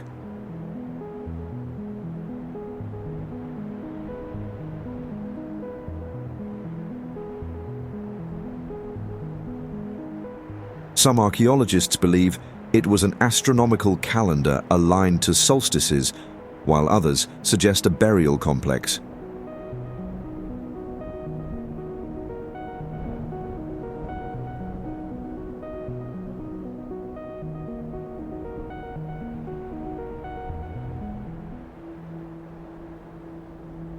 Marble courtyards spread wide at the Great Mosque of Mecca, the world's largest mosque, capable of holding over 2 million worshippers during Hajj.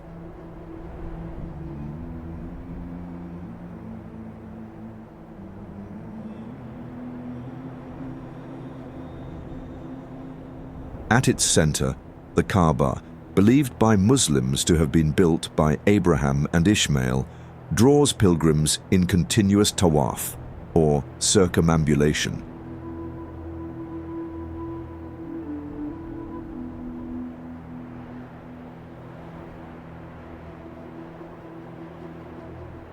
The mosque has undergone numerous expansions since the 7th century, now covering over 88 acres.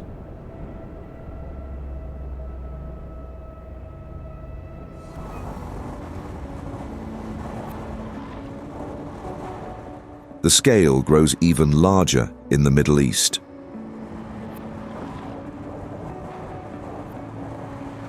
Steel and glass rise from the desert horizon into Burj Khalifa, the tallest building on Earth at 2,717 feet. Completed in 2010, it houses residences, offices, and the world's highest observation deck.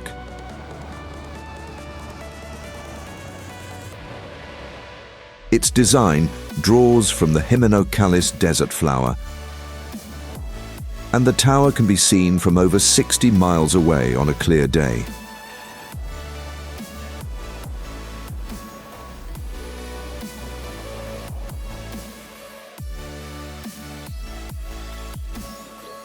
Just beyond the city's skyline, 150 million flowers bloom in intricate patterns at Dubai Miracle Garden.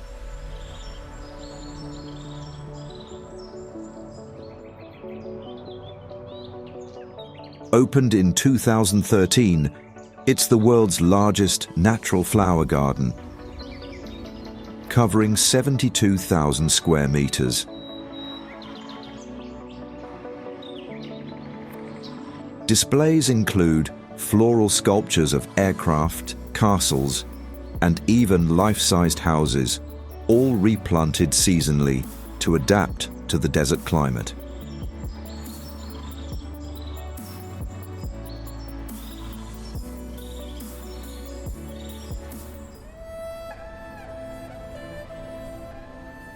The coastlines shift from engineered spectacle to temple silhouettes at Wat Arun in Bangkok.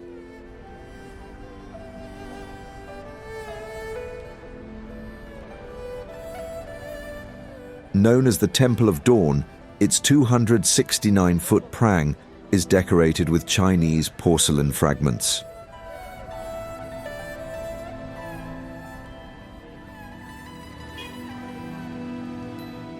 Originally built in the 17th century, it became the royal temple of King Taksin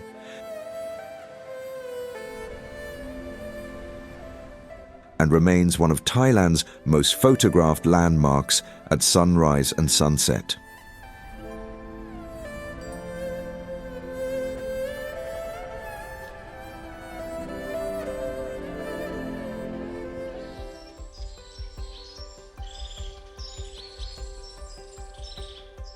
Further inland, limestone rises in a natural arch at Khao Tharlu in southern Thailand.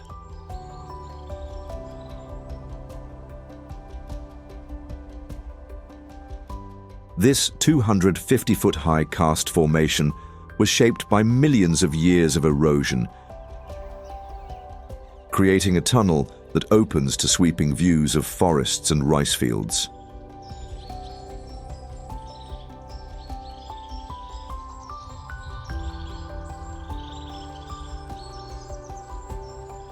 It's a pilgrimage spot for both hikers and local villagers.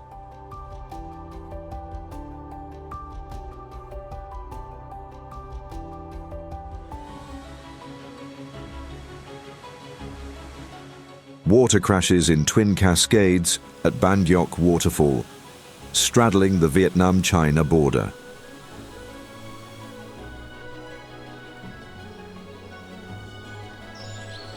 At 984 feet wide, it's Asia's largest transnational waterfall.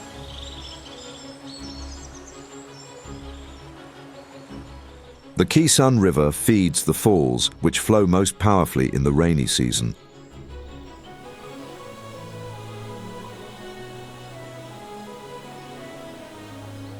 And the limestone backdrop adds to its layered, terraced beauty.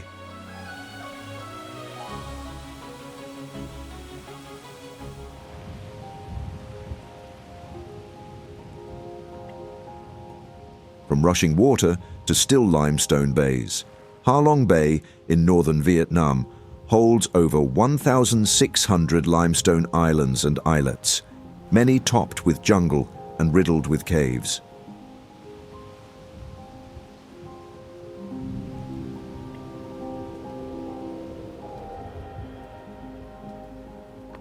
The karst landscape was shaped over 500 million years by tectonic shifts, sea level changes, and monsoon erosion.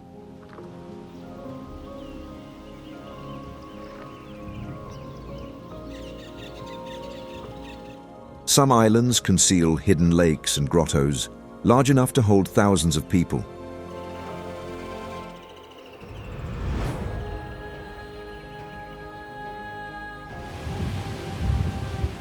Fishing villages float between the towers, their homes moored together in sheltered coves where life moves entirely with the tides.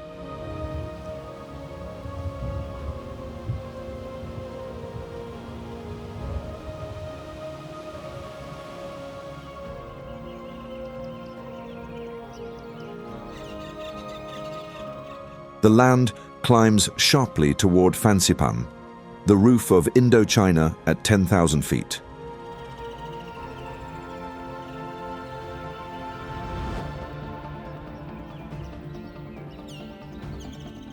Located in Vietnam's Hoang Lien Son mountain range, it's reached by a record-breaking 20-minute cable car that ascends nearly 10,000 feet.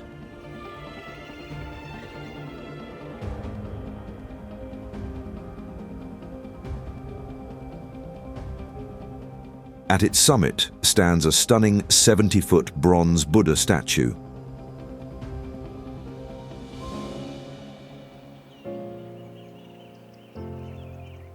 The peak is surrounded by temples and panoramic mountain views to ache for.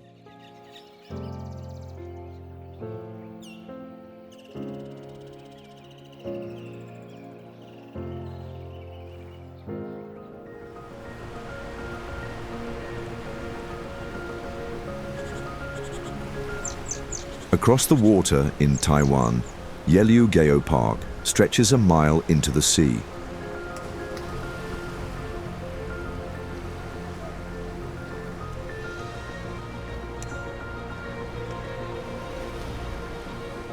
Its sandstone was shaped by waves eroding mushroom-like forms.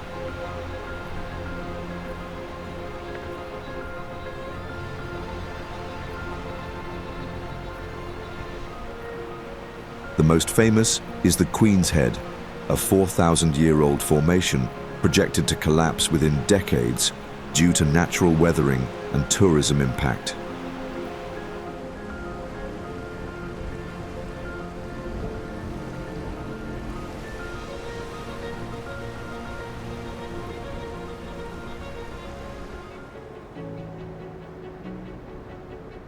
Seoul's skyline is dominated by Lotte World Tower, South Korea's tallest building, over 1,800 feet.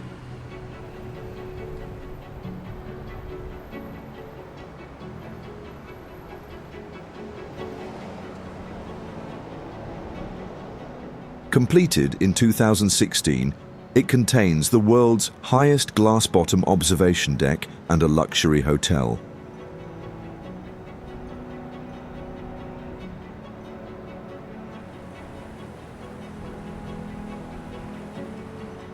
Its design draws from traditional Korean ceramics and calligraphy brushes, combining modern engineering with cultural symbolism.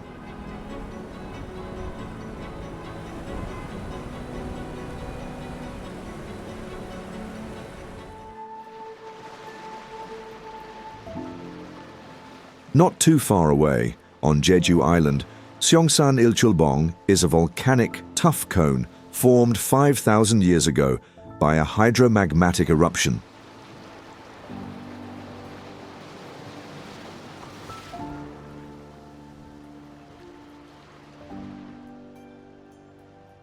Its crater is nearly 2,000 feet across and 600 feet high, covered in lush grass.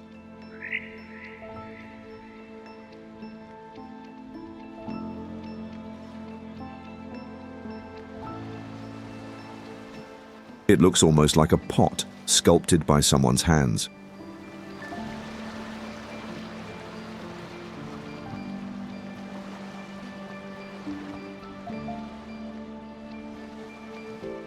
The location is a popular sunrise viewpoint, as its name means, Sunrise Peak.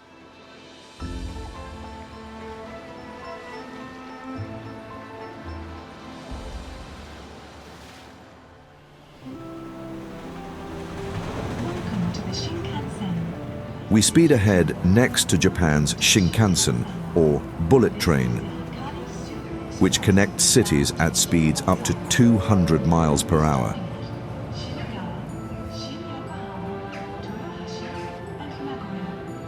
Since launching in 1964, it has carried over 10 billion passengers without a single fatal accident due to derailment or collision.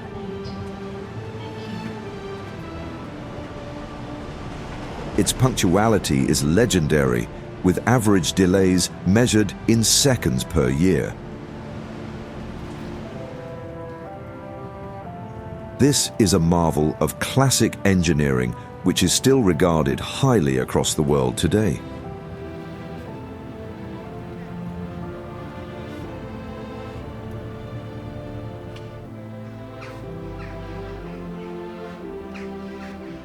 On a clear day nearby, Mount Fuji rises over 12,000 feet above Honshu, Japan's tallest peak and a sacred site for centuries.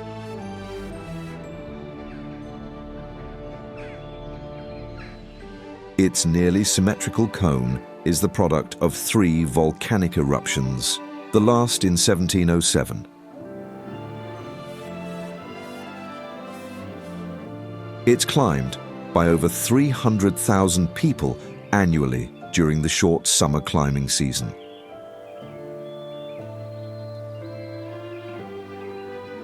The mountain is a gargantuan sight to behold from town nearby.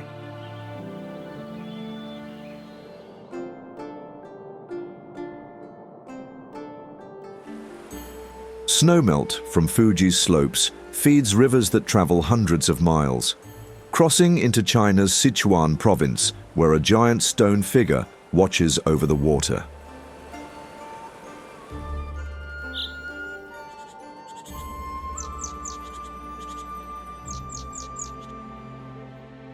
The Leshan giant Buddha, carved directly into a cliff face in the 8th century, stands 233 feet tall and remains the largest stone Buddha in the world.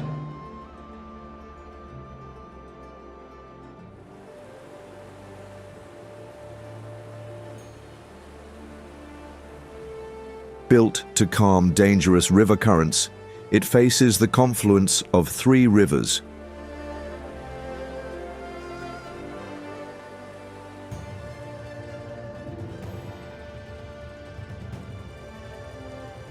Remarkably, the statue contains a hidden drainage system carved into its head, arms, and back to reduce erosion. Engineering that has helped it survive over 1,200 years of wind and rain.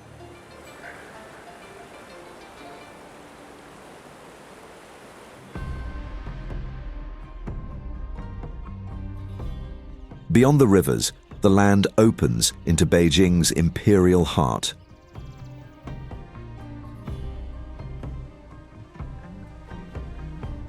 The Forbidden City, built between 1406 and 1420, was home to 24 Ming and Qing emperors and is the largest palace complex on Earth, covering 178 acres.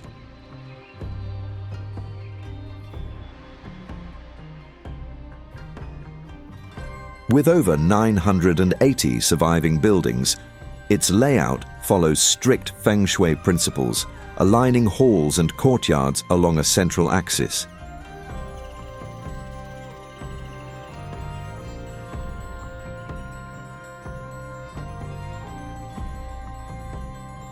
Once off-limits to the public for 5 centuries, it now houses the Palace Museum and over 1.8 million artifacts.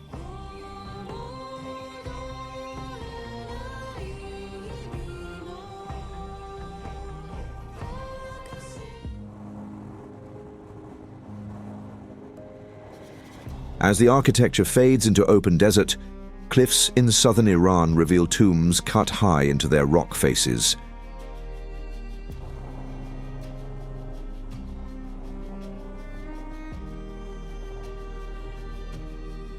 Naqshi-Rostam, dating back nearly 2,000 years, holds the cruciform tombs of 4 Achaemenid kings, including Darius the Great.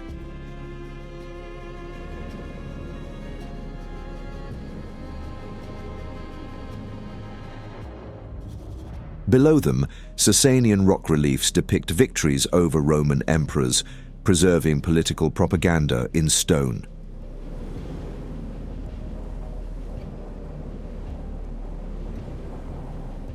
The site was likely sacred even earlier, possibly linked to Elamite worship.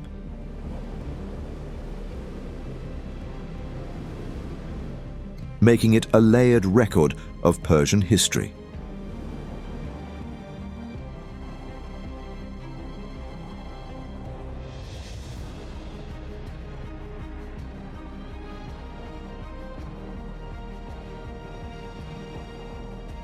Just a short distance away, the remains of an ancient empire stretch across a plain.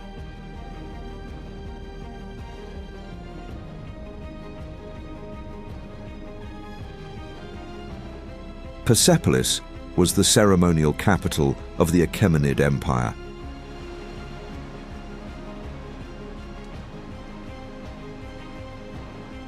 Its grand staircases, 72 columns of the Apadana Hall,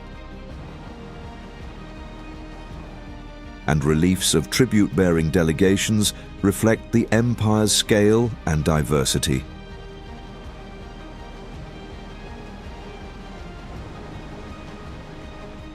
Alexander the Great burned it in 330 BCE, yet much of its intricate stonework remains.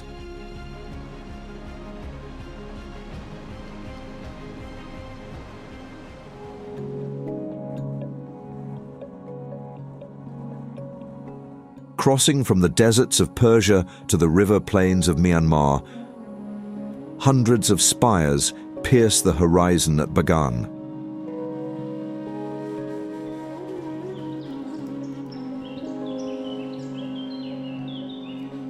Between the 9th and 13th centuries, over 10,000 temples, pagodas, and monasteries were built here, with more than 2,200 still standing today.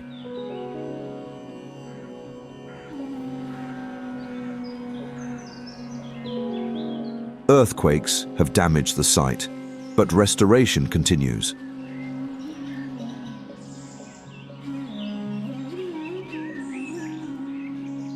And hot air balloons now rise over the plains at sunrise.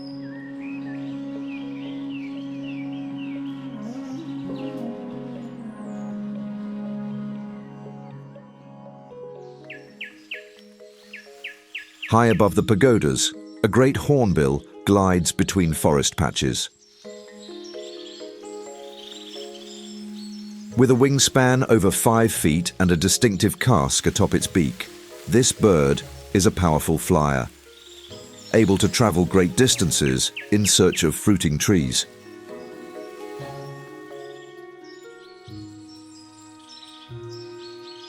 Females carefully carve out tree trunks for nesting.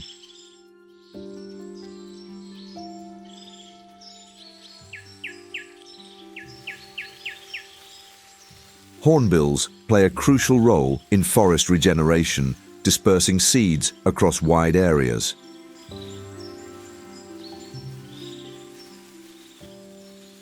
In Myanmar's lowland forests, they remain a symbol of vitality and endurance.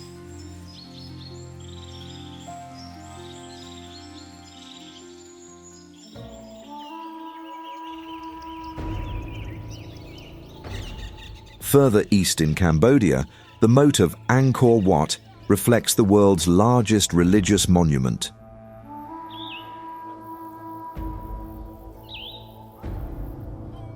Built in the early 12th century, the temple complex covers 402 acres and symbolizes Mount Meru, the center of the Hindu universe.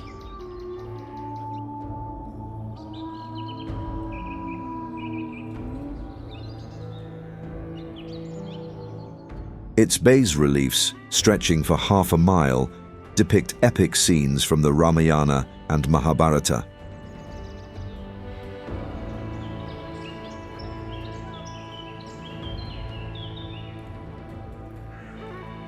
Originally Hindu, it gradually transformed into a Buddhist site, and its central towers remain a national symbol of Cambodia.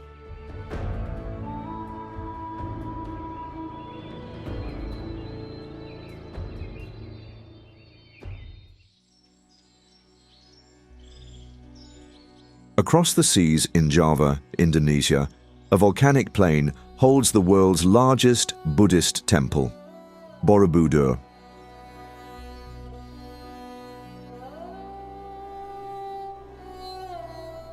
It's a mandala in stone, with 9 stacked platforms, topped by a central dome, surrounded by 72 perforated stupas.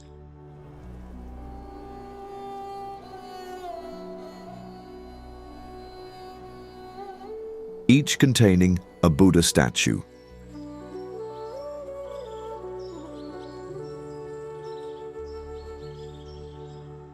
The walls are lined with over 2,600 relief panels, many illustrating the path to enlightenment.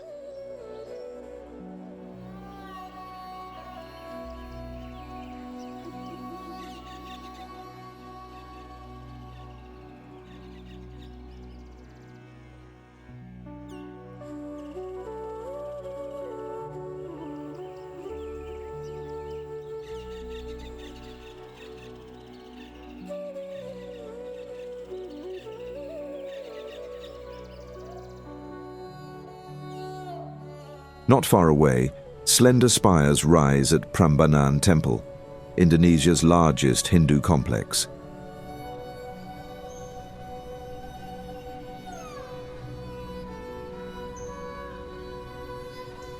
It's dedicated to the Trimurti, Brahma, Vishnu and Shiva, with the central Shiva temple soaring 154 feet.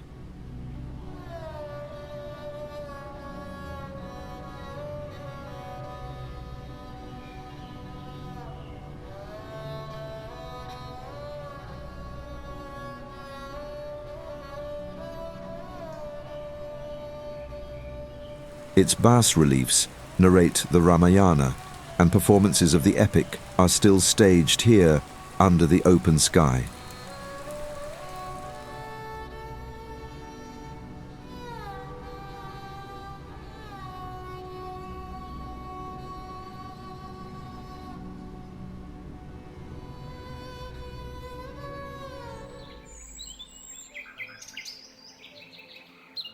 Southward in East Java, gnarled canopies arch over the path through the Jawitan tree forest.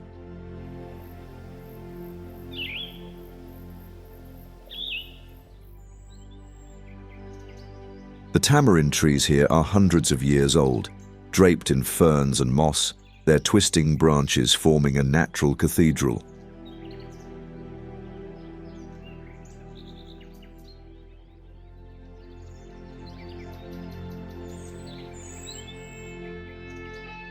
This forest was once part of a Dutch colonial teak plantation, but has since become a protected green space, home to dozens of bird species.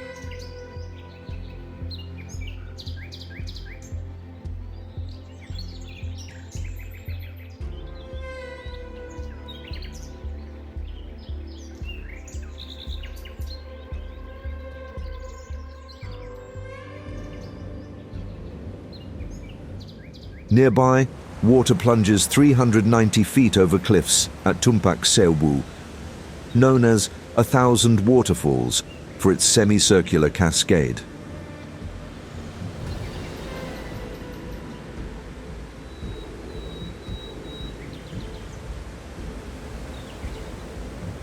Fed by the Glidik River and runoff from Mount Semeru, Indonesia's highest volcano, its flow varies dramatically between dry and wet seasons.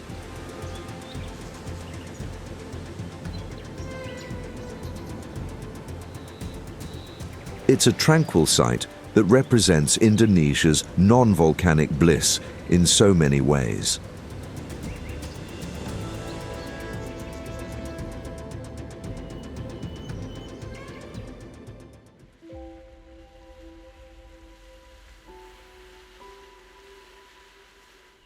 And on that note, the ground smoulders at Ijen volcano.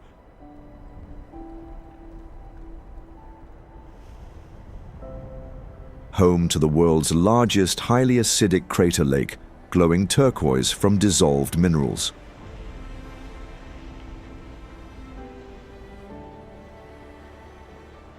At night, electric blue flames appear as sulfuric gases ignite, a phenomenon unique to this wonder alone.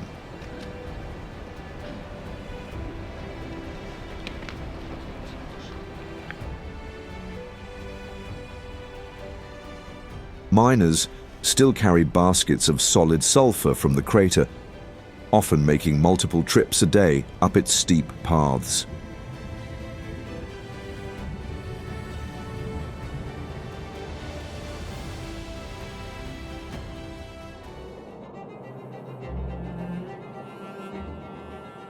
Dawnlight washes over the otherworldly landscape of Mount Bromo, an active volcano within the Tengah caldera.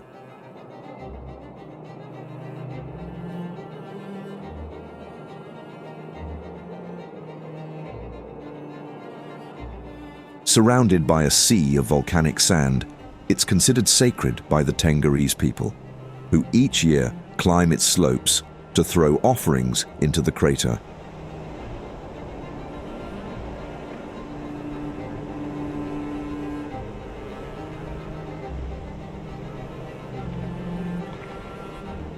Despite frequent eruptions, the community continues this tradition, maintaining a connection between their lives and the mountain's rhythms.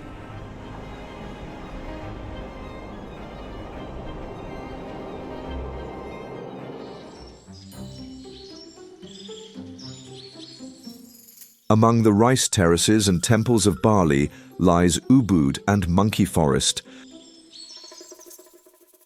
a cultural and ecological preserve home to over 1,200 long-tailed macaques.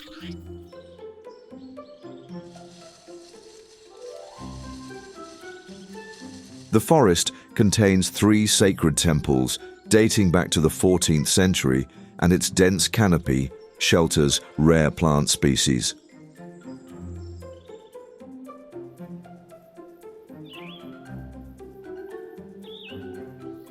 Ubud itself is Bali's cultural heart, known for its art markets, traditional dance, and wellness retreats.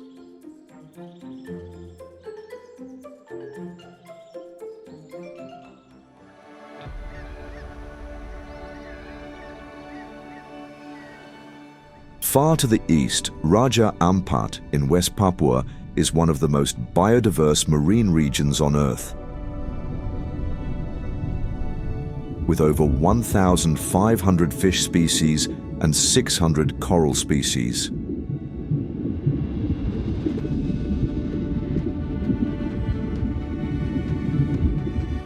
The islands are fringed by limestone cliffs and hidden lagoons, a bucket list site to feast your eyes on.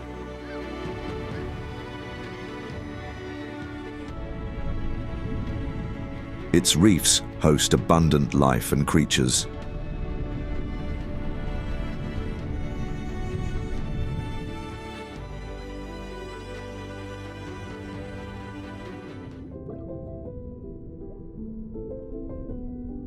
Its reefs host abundant life and creatures.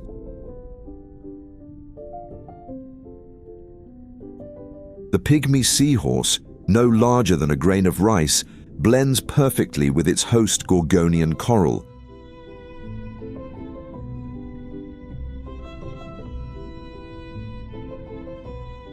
Making it nearly invisible to predators and divers alike.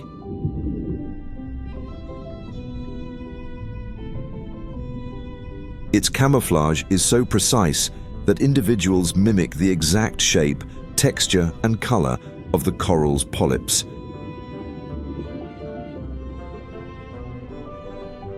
An evolutionary adaptation for survival in these vibrant but predator-rich reefs.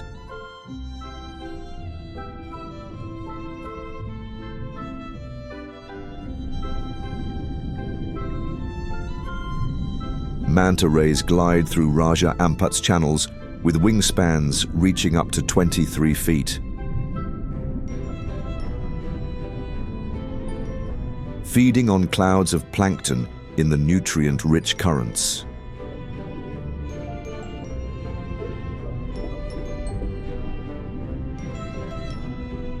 These gentle giants return to the same cleaning stations year after year.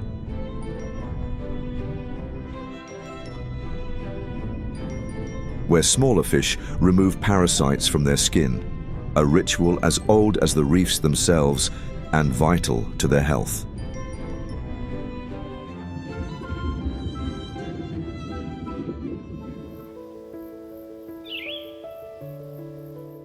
In the Philippines, the landscape shifts into perfect symmetry at the chocolate hills of Bohol.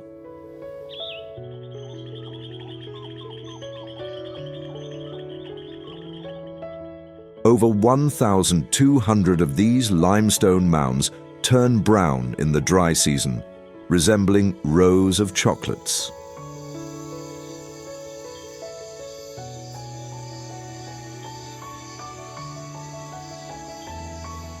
Geologists believe they formed from uplifted coral deposits eroded over millennia.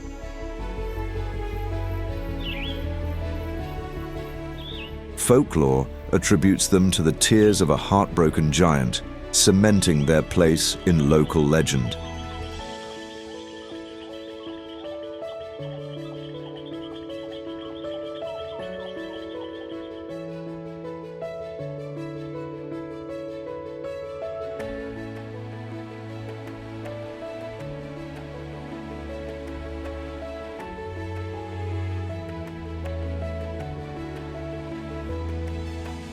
Enjoyed this documentary? Be sure to subscribe and click this thumbnail on your screen to watch the next one that YouTube thinks you'll absolutely love. See you soon.